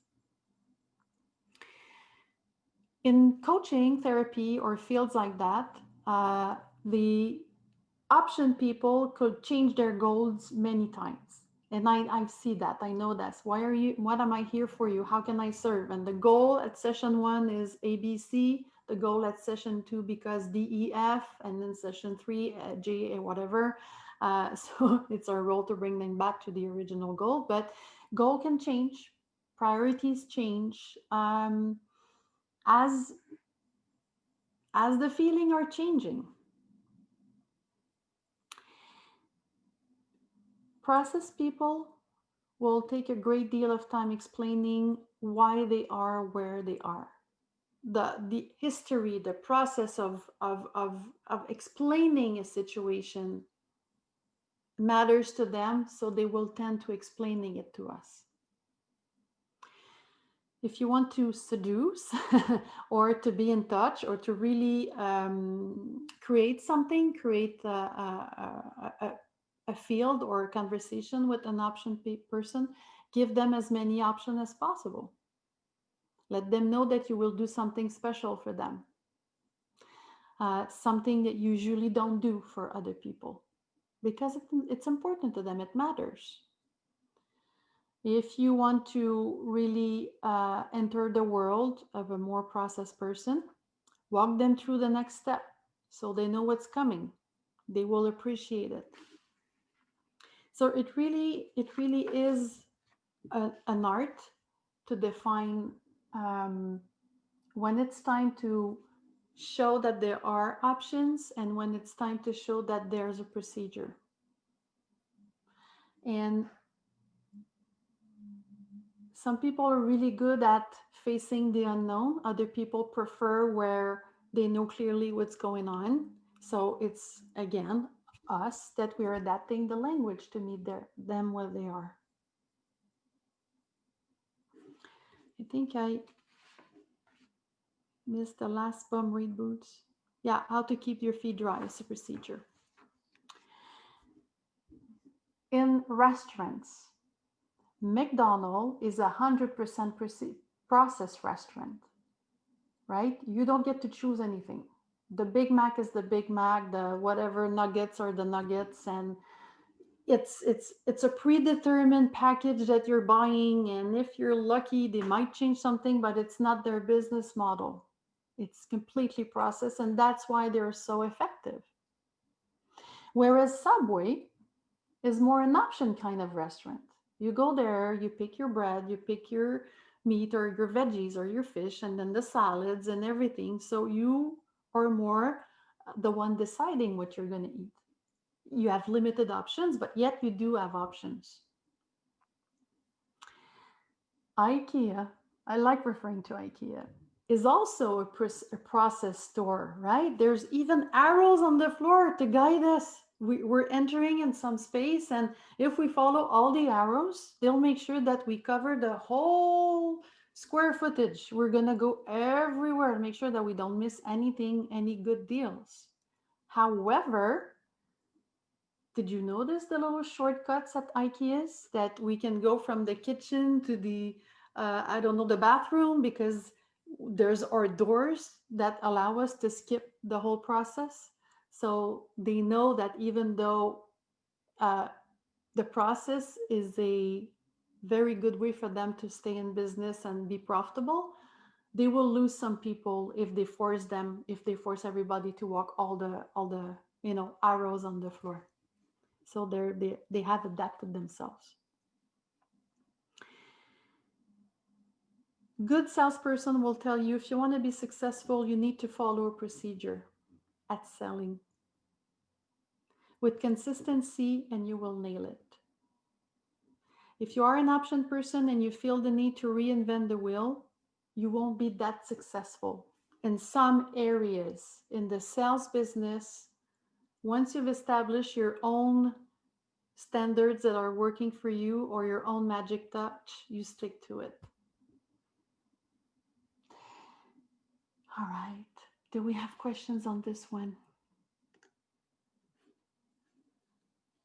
Again, it's a pattern, a preference for motivation. So am I motivated when I have options, or am I motivated when I have a procedure? With some of my clients, I have to tell them a little bit ahead of time what's going to be taking place in the coaching session, because I know otherwise they won't feel comfortable. I do not reveal everything because it can change over the course of the time we have together, but I know I feel it. When I need to tell them a little bit ahead, I do. When I have people that are more options, they're like, okay, I trust you. Well, whatever. It's going to be what it's going to be. No questions so far? All right. So we've covered 4 patterns, which helps us understand what motivates a person to make a decision, to take action, to be in a conversation. So they were the motivational patterns. Now we're about to see 2 patterns with respect to what kind of information a person needs to stay with us. You can move to the next one. You know, Caroline, let's have everybody stand up and just move around a little bit. Okay. Sitting. Michael, you got any jazzy music we could put a song on? Just a really quick, and then you're going to love this next part. Very good idea. Love it. Okay. Do you have any music? Or... Sorry, Michael, I didn't. The rain is pouring down like all the souls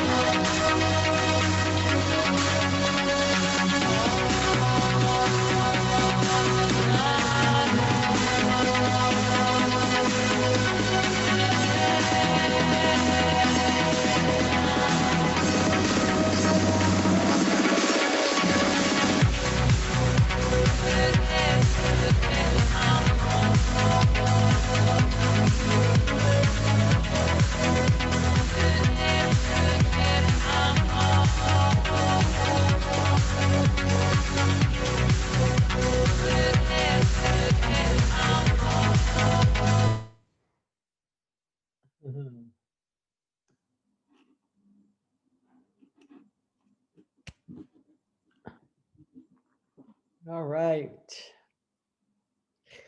Oh, all right. Ready for the home stretch?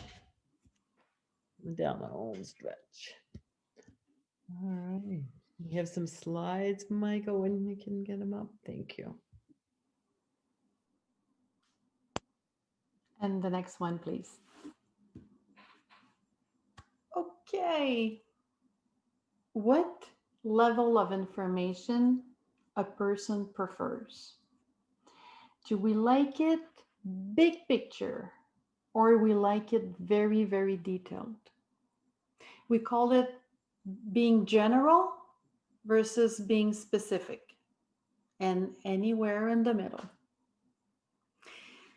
Specific means information is segmented in small chunks, and there's a lot of information that will be provided. If I have the specific pattern, it's going to be hard for me to perceive and create an overview, because details are so important to me that it's hard for me to decide what's important to report, to talk about, or to write down on a paper versus what's not important, because for me, everything is important.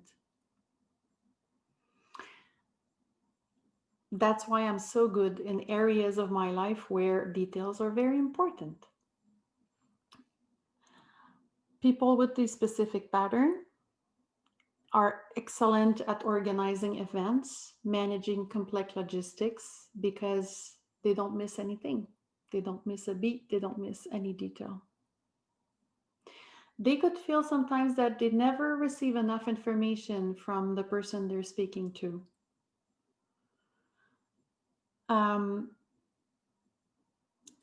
They like having a lot of information, but not necessarily as a process, but just as several points where, let me rephrase that.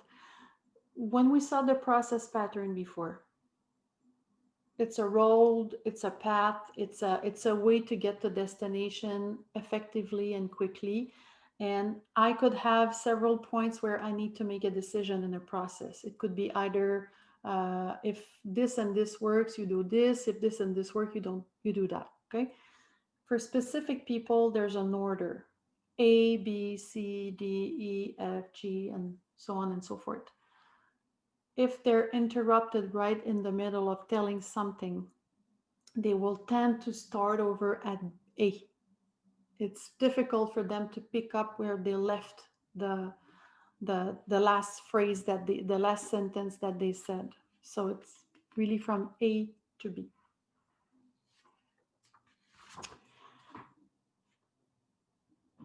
The general pattern, the other extreme, means that I prefer the big picture.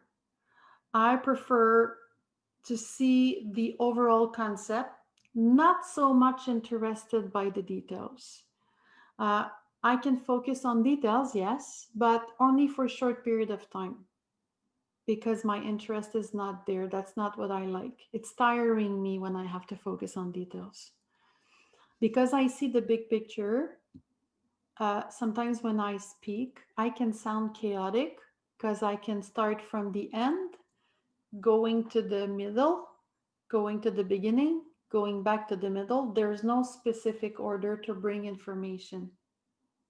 Since I'm seeing the big picture, I'm going to talk about anything I see there, sometimes in an organized way. I can organize myself. I'm not saying I cannot organize myself, but the big picture makes me more chaotic when I speak. When a person very, very specific, who likes detail, speak with a person who doesn't need much detail, they really have to find a way to meet halfway. So my very specific person will need to find a way to cut down on the level of details, because I'm going to lose the other one completely. And the other one will need to find a way to be a little patient with details, because my person who loves detail will think that she's not heard, and that she hasn't had a chance to say everything that mattered. It's true for every pattern. What I'm saying here, meeting halfway is really important. So speaking in sequence, step by step, is a sign of specificity. Many adjectives, multiple details. These are the kind of people who know everyone's names, right? Because it matters. Name matters. It's important. If you ask a person who loves details to go straight to the point, what they will typically do is start speaking faster. Because going straight to the point, meaning, okay, I'm going to give as the same amount of details, but just I'm going to rush it over it. As opposed to skipping what could be less important and to really focus on what truly matters. Because every details are important. A person who's more general, I mean, the scope of information that they like receiving is more general. As I said before, they can start at the end, jump to the beginning, go back in the middle. They're good at talking about abstract concepts because they see the big picture. Simple phrases, few sentences, they are straight to the point.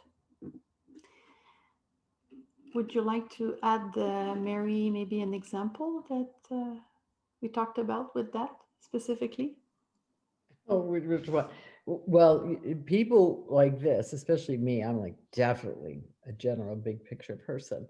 So, and Ma is a big picture person. There's very much bullet points. Give things to Ma in bullet points. Give things to me in bullet points. And if you go to details, it's like I just glaze over. It's just like it's too much. It doesn't go in right. I'm not even interested in that. I've got a big picture. And the other thing I know about it, about myself and about this, is I've always got to work with somebody who has the details. Otherwise, we can't implement the big picture. So every group, it's not that one is better than the other, they're just different.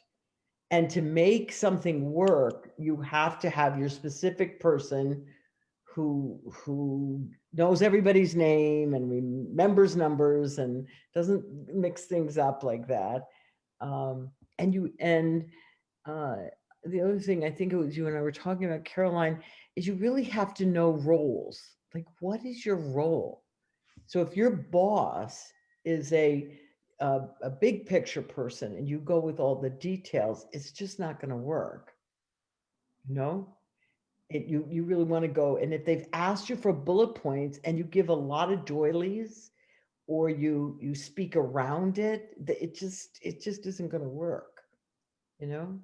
So if this is your employer and you're trying to keep your job, then you're the guy who has to flex more to working with them. Okay, so that's really key to understand. Or you're trying to talk to your partner and you want to like talk about every nuance of what everybody was wearing and all the details of what this person said and that person, and they're a big person. It's just not gonna, you really have to kind of flex it. And for me, I have to be more patient but I'll never, it's not that I don't care what you have to say. It's just that it's not in my big picture world. Like they'll say, if you have to come in to talk to somebody like me, come into my office, stand up, give me the 5 things, or we meet once a week for a half hour, you give it to me and we're done. You don't keep coming in and interrupting me or asking me about my weekend. And like, it's like, that's not where my head is. It's not that I'm not trying to be personable, but it's just not where I'm at. It's distinct. It's not that I don't even care. I do care about you. It's just not the way my brain works or something. I don't know. Is that what you wanted me to share? I forget what we were talking. We were talking about so many things. Yes, and that made me see that I used to have so much communication problem with one of my bosses when I was younger, and I didn't have all the training I have now. Um, Two of my patterns are I prefer having options, and I'm also more a big picture person. So I'm more an executive in the way I speak. And that boss loved detail. She was very, very specific and she loved process also. So every time I would meet with her, she would ask me for a tremendous amount of details that I had even thought of. And she would ask me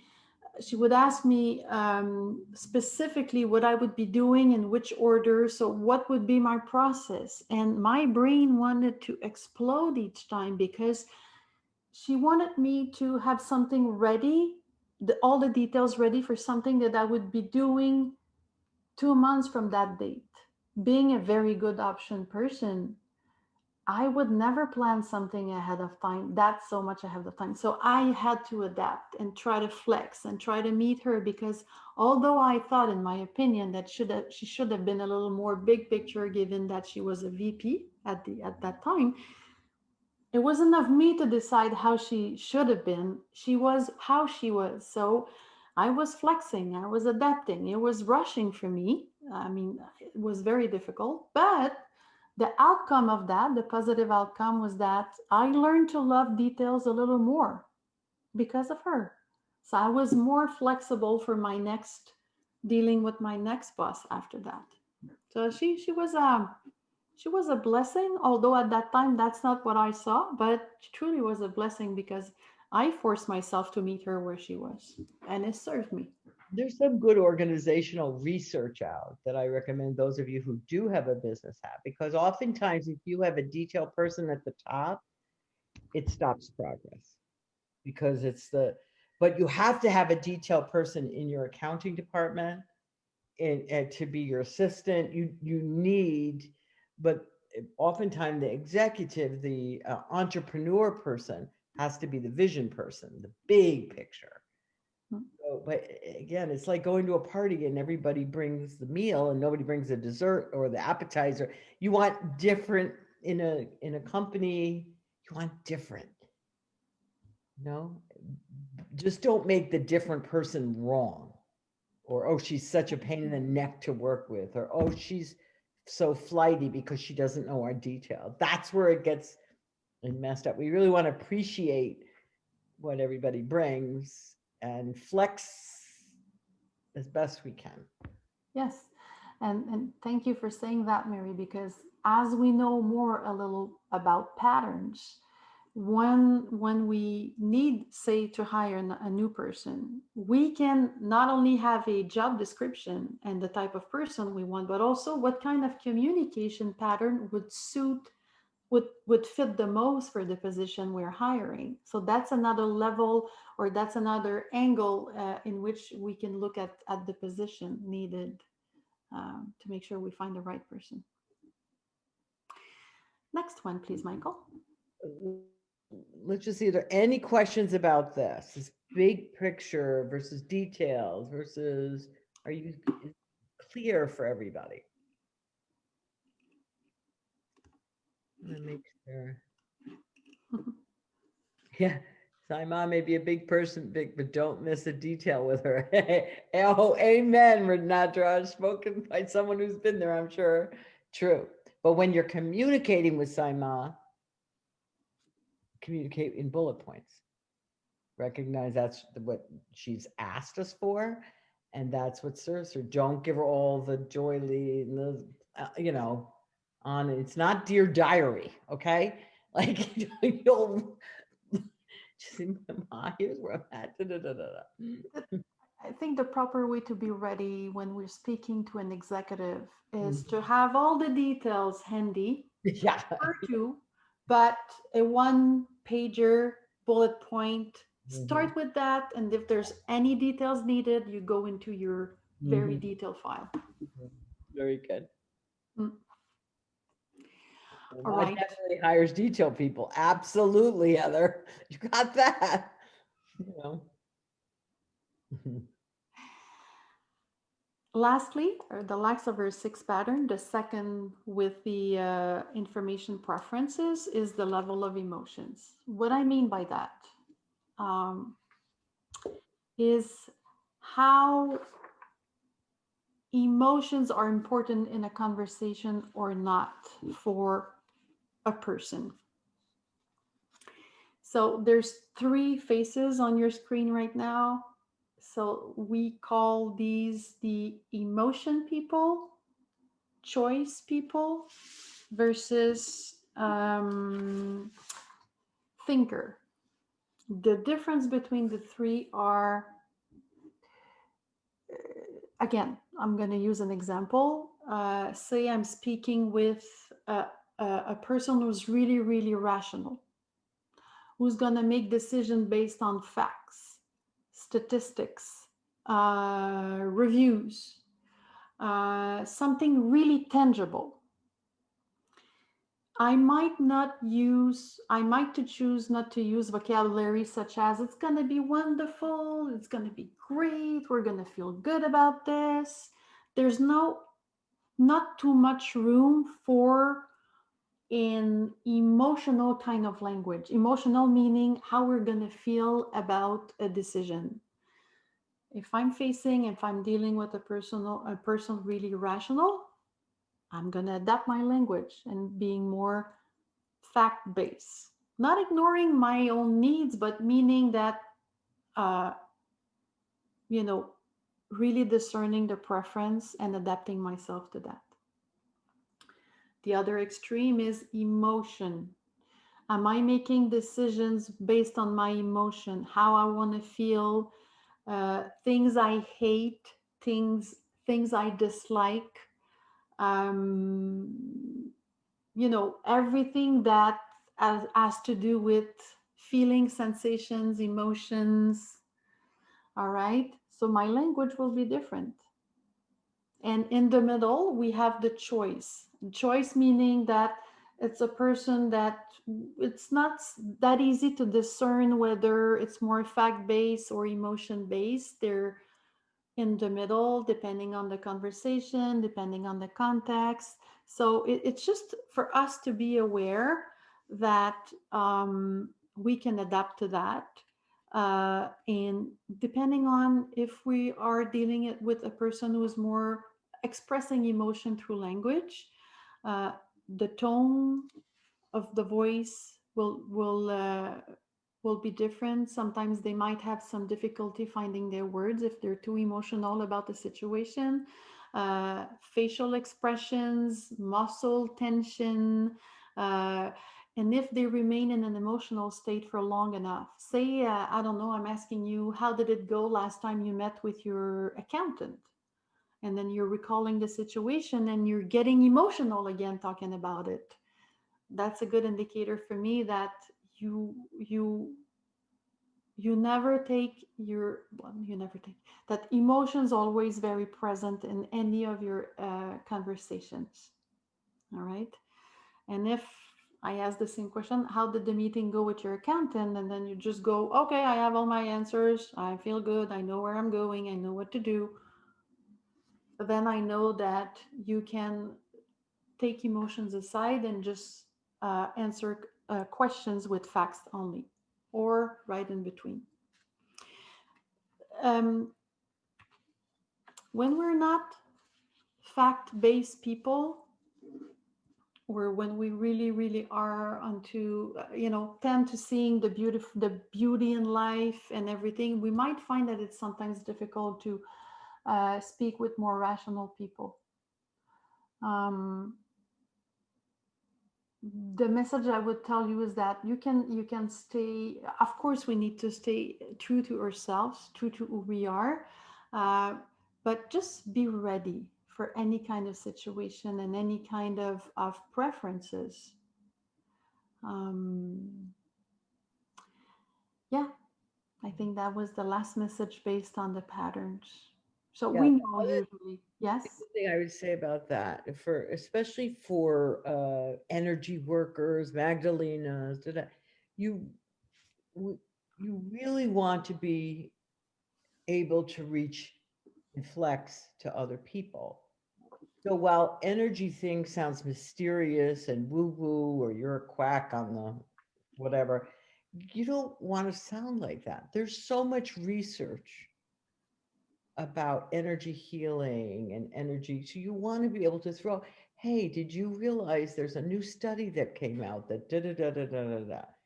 It's something like that that will help to bridge it with the more mental, rational people. Or you can share an experience, you know, and you wouldn't share an experience like, oh, my client got off the table and she was seeing Michael the Archangel, and you would share an experience like, and I had a client who had this back pain, and after her session, she could move her back in a way that she couldn't move it before. This is what I'm seeing. Again, it's about knowing who's in front of you and how you communicate something to us, and to be able to be flexible. Also knowing what kind of person you are, you know, what kind of communication, all the rational stuff might turn you off, or all the woo-woo stuff might turn you off, you know? And so but being able to speak a more fuller language, I think we could say. All Yes. right.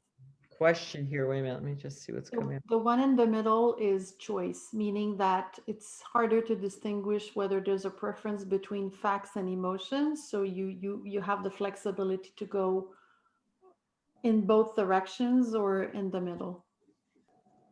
Oh, here's a good question. How do you serve the situation where someone's emotionalism is getting in the way of a group making a decision?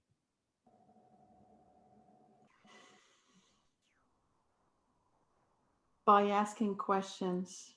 There are so many techniques. I don't know if you know I think it's called Bono hats. Have you ever heard of that? Where we can use different hats. Say we're about to go on a big project as a team, and we want to make sure that we've covered everyone's questions, everyone's opinion about it, making sure that every hopes has been expressed, as well as every fears has been expressed. So we can take turn at using different hats. Say that we're putting the white hat on, and the white hat on, everyone expresses why the project will be going well. And then we put the red hat on, and everyone expresses why it's going to be a mess and a nightmare, and it's not going to go well. And then every color has a different significance. The yellow one being name one emotion that you feel when you think about the project. And then as a team, we can just not, you know, if everyone has an emotion to name, we're not targeting specifically the person who seems to be emotional about it. And then we can open up and discuss, and then maybe understand the fears. There's a fear behind the emotionalism, or any other emotion, or any other base that's generating this emotion. And so we're not it's not that person who feels that she or he is the problem. As a team, we're looking at every angle of the situation, and then maybe understanding and maybe rally everybody. So I don't know if it's helping you, Cynthia, when I'm telling you this, but asking questions also. But always with delicacy, not in front of the group all the time. Yeah. No. Because you really want the group to, all the horses to be going in the same direction. It's really hard when it's not. And what happens is sometimes people will avoid dealing with it, just thinking it doesn't matter. But everybody's energy matters in a group. And impacts the other, and impacts the grid of the group. So it's, if you're not, again, it depends on your role. If you're as Caroline said, if you're the leader of the group, or you have a role to play, then you have to deal. And if you're kind of passive kind of character, and you don't want to cause, that it's gonna show up, it's not gonna serve. Okay. Right. Any other questions on this one? All right, let's move to the next, Mike. Yeah. We thought you would like this one. Oh my goodness. Nobody reads your mind. Nobody reads your mind. And this is really Ma's this isn't Ma's teaching, nobody reads your mind. Ma's teaching is in every situation, in every relationship, there are expectations. Okay? The question is, are they explicit? And has the other person agreed to them? So what are the expectations if you're in a group for this group? You're going to participate, you're going to do this, you're going to do that. And do you agree to that? You see? So every relationship has expectations. Nobody's a mind reader. I was telling Caroline, one of my favorite shows, I don't watch as much anymore, was that when Everybody Loves Raymond with, I don't know if you guys watch that show, but in America, it's a great, funny old show that the reruns, it always made me laugh. But there's scenes where like Raymond kind of plays the dumb husband and Deborah's kind of like, imagine me, okay? Like, and so she's yelling at him and she's saying to him, he or she, why didn't you do this? Why didn't you do that? And he goes, well, let me see. He said, let me get it right. She said, it's not good if I have to tell you what to do. She yells at him, why should I have to tell you what to do? Like for me, why should I have to ask for it? And Raymond in his Raymond way kind of goes, so I'll know what you want. Like he was like the typical American husband, of course, years ago, none of ours, that just doesn't read your mind. Nobody reads your mind. Take the chance, take the opportunity to state explicitly what your expectation is. And the other person can say yes or no. Make them explicit. Every relationship. What's our intention for the relationship? What's my expectation of you? What will be our... Ma oftentimes talks about, Ma would make a contract with somebody. What's the deal if we do this, And so we're all on the same page. And as Caroline said, what's the best style for me to communicate with you? Like make it explicit. It solves a lot of problems. And nobody reads your mind. All right. Yeah. And, if I look at my many times I communicated in my life so far, I can see that I've often refrained myself from requesting something from someone by fear of hearing a no. Mm-hmm. Am I the only one? Or is there anybody with me on that? Yeah, we could have those thumbs up for that one. Mm-hmm. So we have to be ready to hear a no. Mm-hmm.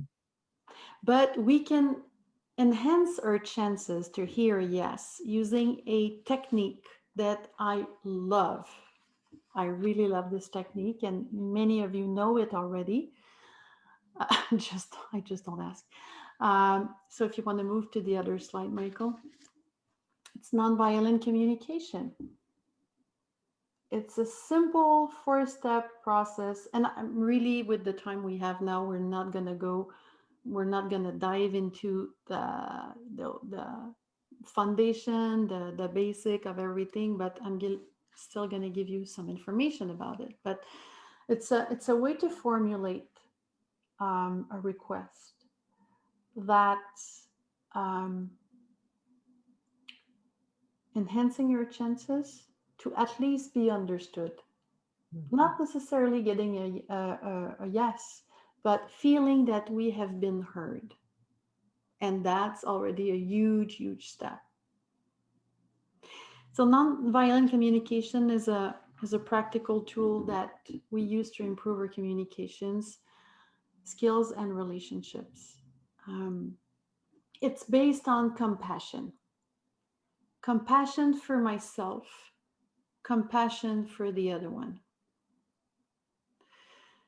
It's a need-driven communication. I need to know what I need before I request anything from anyone. I need to be clear on my needs and my intention. I make a request, but before that, I observe the facts. How am I feeling? What am I experiencing? What am I viewing? What's happening around me? So facts. This is what's going on with me. We're looking for a yes, but we're being ready for a no. Otherwise, it's not going to work. And the principles, again, I just want to remind you them that behind every human behavior, there is a human need. We don't do what we do for no reason. There is always a reason behind it. It's more effective to say what we want rather than what we don't want. We always do the best we can with the resources we have to meet our own needs. We do the best we can. We don't wake up in the morning saying, I'm going to screw up my day today. No, we don't do that. My needs and your needs and everyone's needs are as equally important. There is no domination over the needs. It's all important. And humans are genuinely happy when they can serve and contribute so others can also meet their needs. So these are the principles. And if we move to the next slide, please, Michael. There's a 4-step process, very, very, very, very simple that we can use.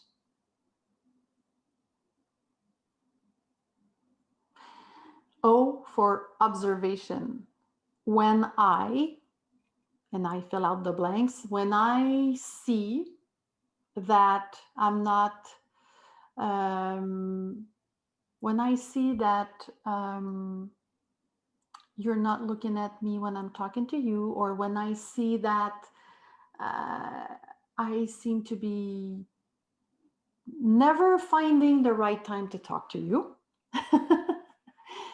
F for feeling, and then I express my feeling. I feel that desperate, or I feel that I'm frustrated, or I feel whatever. I name my own feeling. And the N stands for need, because I need and I want. I need to be heard. I want to communicate with you. I want our relationship to go well, to improve, to expand. And R is for request. Would you be willing to? So I'll give you an example. When I'm being cut off when I speak, I feel frustrated because I cannot finish my sentence. And I need to make sure that I express myself, that at least I have a chance to be heard. Would you be willing to let me finish next time I have something to say? As simple as that. So I'm not pointing, I'm not saying you cut me off, I'm not saying you're a bad communicator. I'm just saying how I feel. I see this. I used to use this one with my teenager son. When I come in your room to bring your clothes, I feel that I'm gonna fall because there's many, many things on the floor. I need to make sure that I can go back from your room alive. Would you be willing to pick up your stuff from the floor and put it on, I don't know, a drawer or something, a chest? That would make him laugh. Of course, he could say, no, I'm not willing to pick up the stuff on my floor, but at least he has a chance to understand how I feel and what are my needs. It requires that I'm a little bit vulnerable. But when I do that, I also understand my own motivation. So yes, you can take a picture of it. Someone is suggesting that you can take a picture of these 4 steps. You can also Google nonviolent communication 4 steps, and they're going to come very clearly. It works with teenagers. It works with everyone who's willing to listen to us. R is for request. We request as opposed to demand, Melissa. So observe the facts. Name my feelings. Name my need. R for request. And the key thing here in your languaging is that you don't say, you made me feel. Nobody can make you feel anything. You have to own what you feel. So I feel, you know, disrespected inside. I feel like, you know, like you don't hear. I feel unheard. So you can't even say you don't hear me, because they could argue that. I don't feel heard. You know, I feel cut off. Nobody can argue what you feel, but if you tell them what they did, you this, you that, you use that you word, that can lead into a big argument just in and of itself. So I feel unheard. You own what you feel. That's a key step in that many times people don't know. Okay. Yes, there's a distinction between needs and wants. Yes, yes. And again, if we go back to the principles, Right. we cannot argue that a person's needs are not important. They're all very important and as equally important. So often I remember having done that myself. When someone would ask me something, I would say, you don't need that, or that's not important. Mm-mm. Who am I to say that it's not important to you?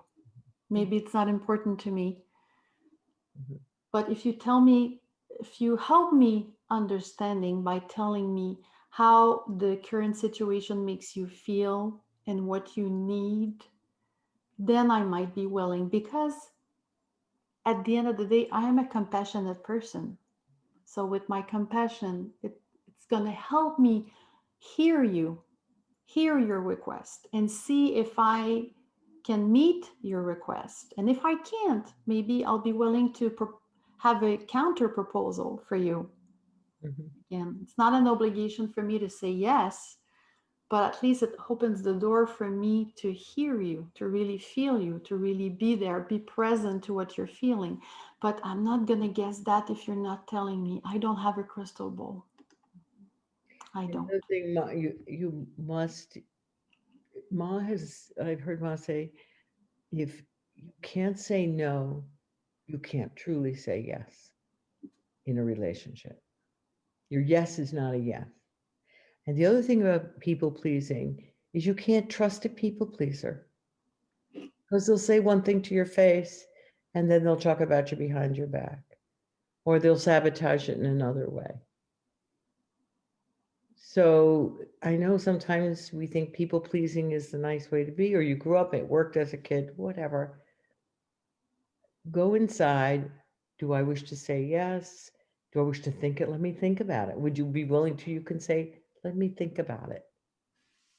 When someone asks for something, let me sit with me, versus yes, yes. And then it's really just your people pleasing, trying to have somebody not upset with you.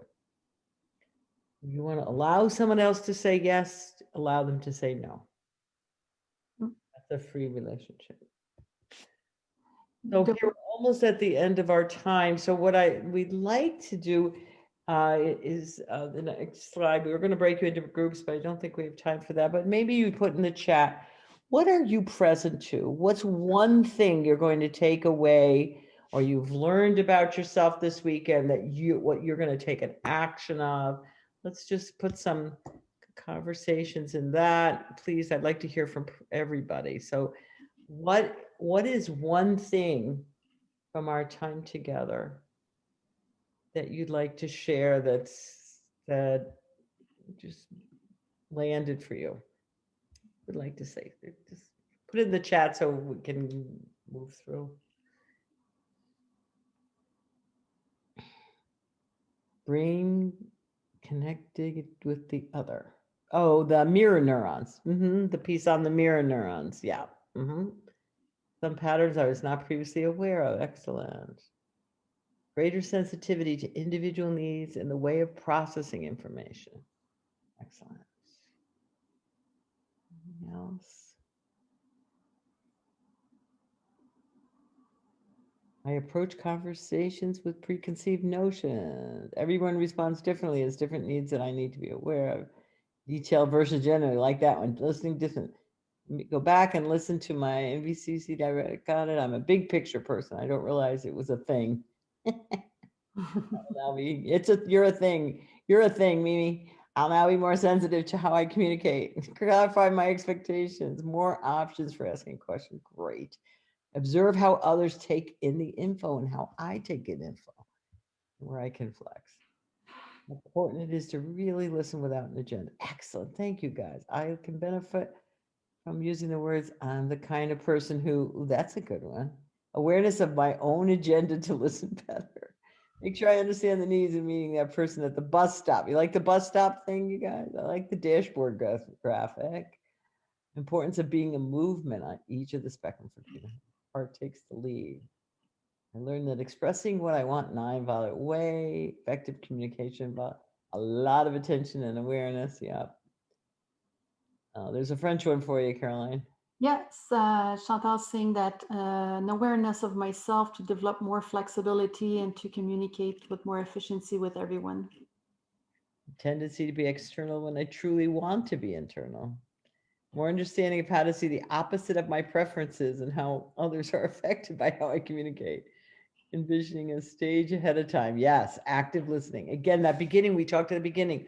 What's my intention for this conversation? You can just get in a habit of that and envisioning that. Future memories, based on the personality. Just because I like a direct answer without a story does not mean that I don't care about you. Yeah, I like that one, Nancy. Listen more actively, pay more attention to my own behavior while trying to connect and create trust. Nonviolent communication. Match your breathing. Very good. Synchronize. Specific and general is helpful. I see big, but often have to adapt to specifics. Yeah. Moving forward, compassion, communicate more about we than the I. Intention and communication. Excellent. Transformational conversation rather than transactional. Synchronize with the other person. I like the conversational chart picture and adjust to what works for them. So many things stick in. New awareness.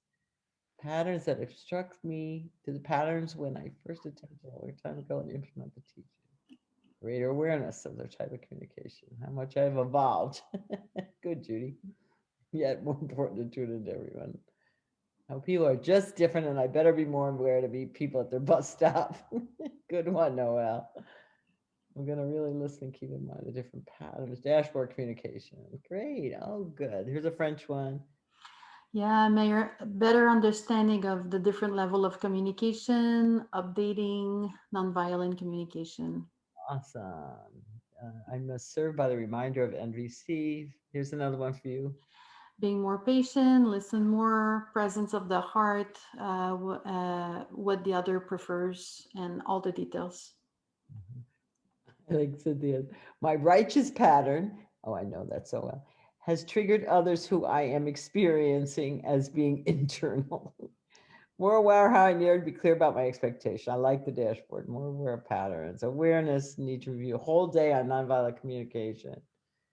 Like the different people in different roles. Knowing I'm a big picture person explains my impatience.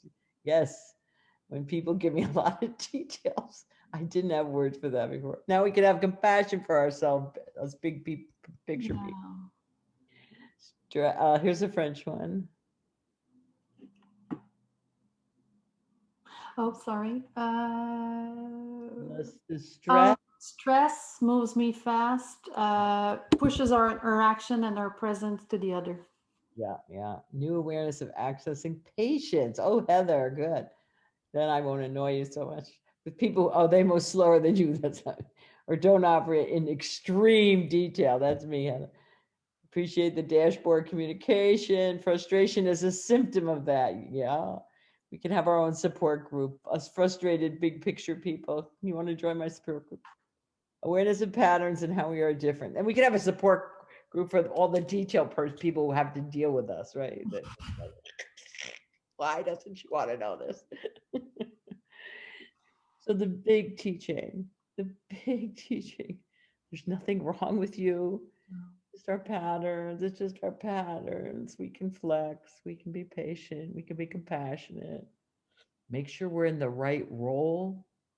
Make sure your expectations are clear. Make sure you make requests. When a communication, Questions? if there's an action, you take it, you have action. It's not just going around in circles. So get a little sharper. Speak your truth. The intention for the conversation. Oh, I love that one. Yeah, awareness of patterns. And thank you so much, Caroline, for bringing all of this to us on our Magdalena Healing Day.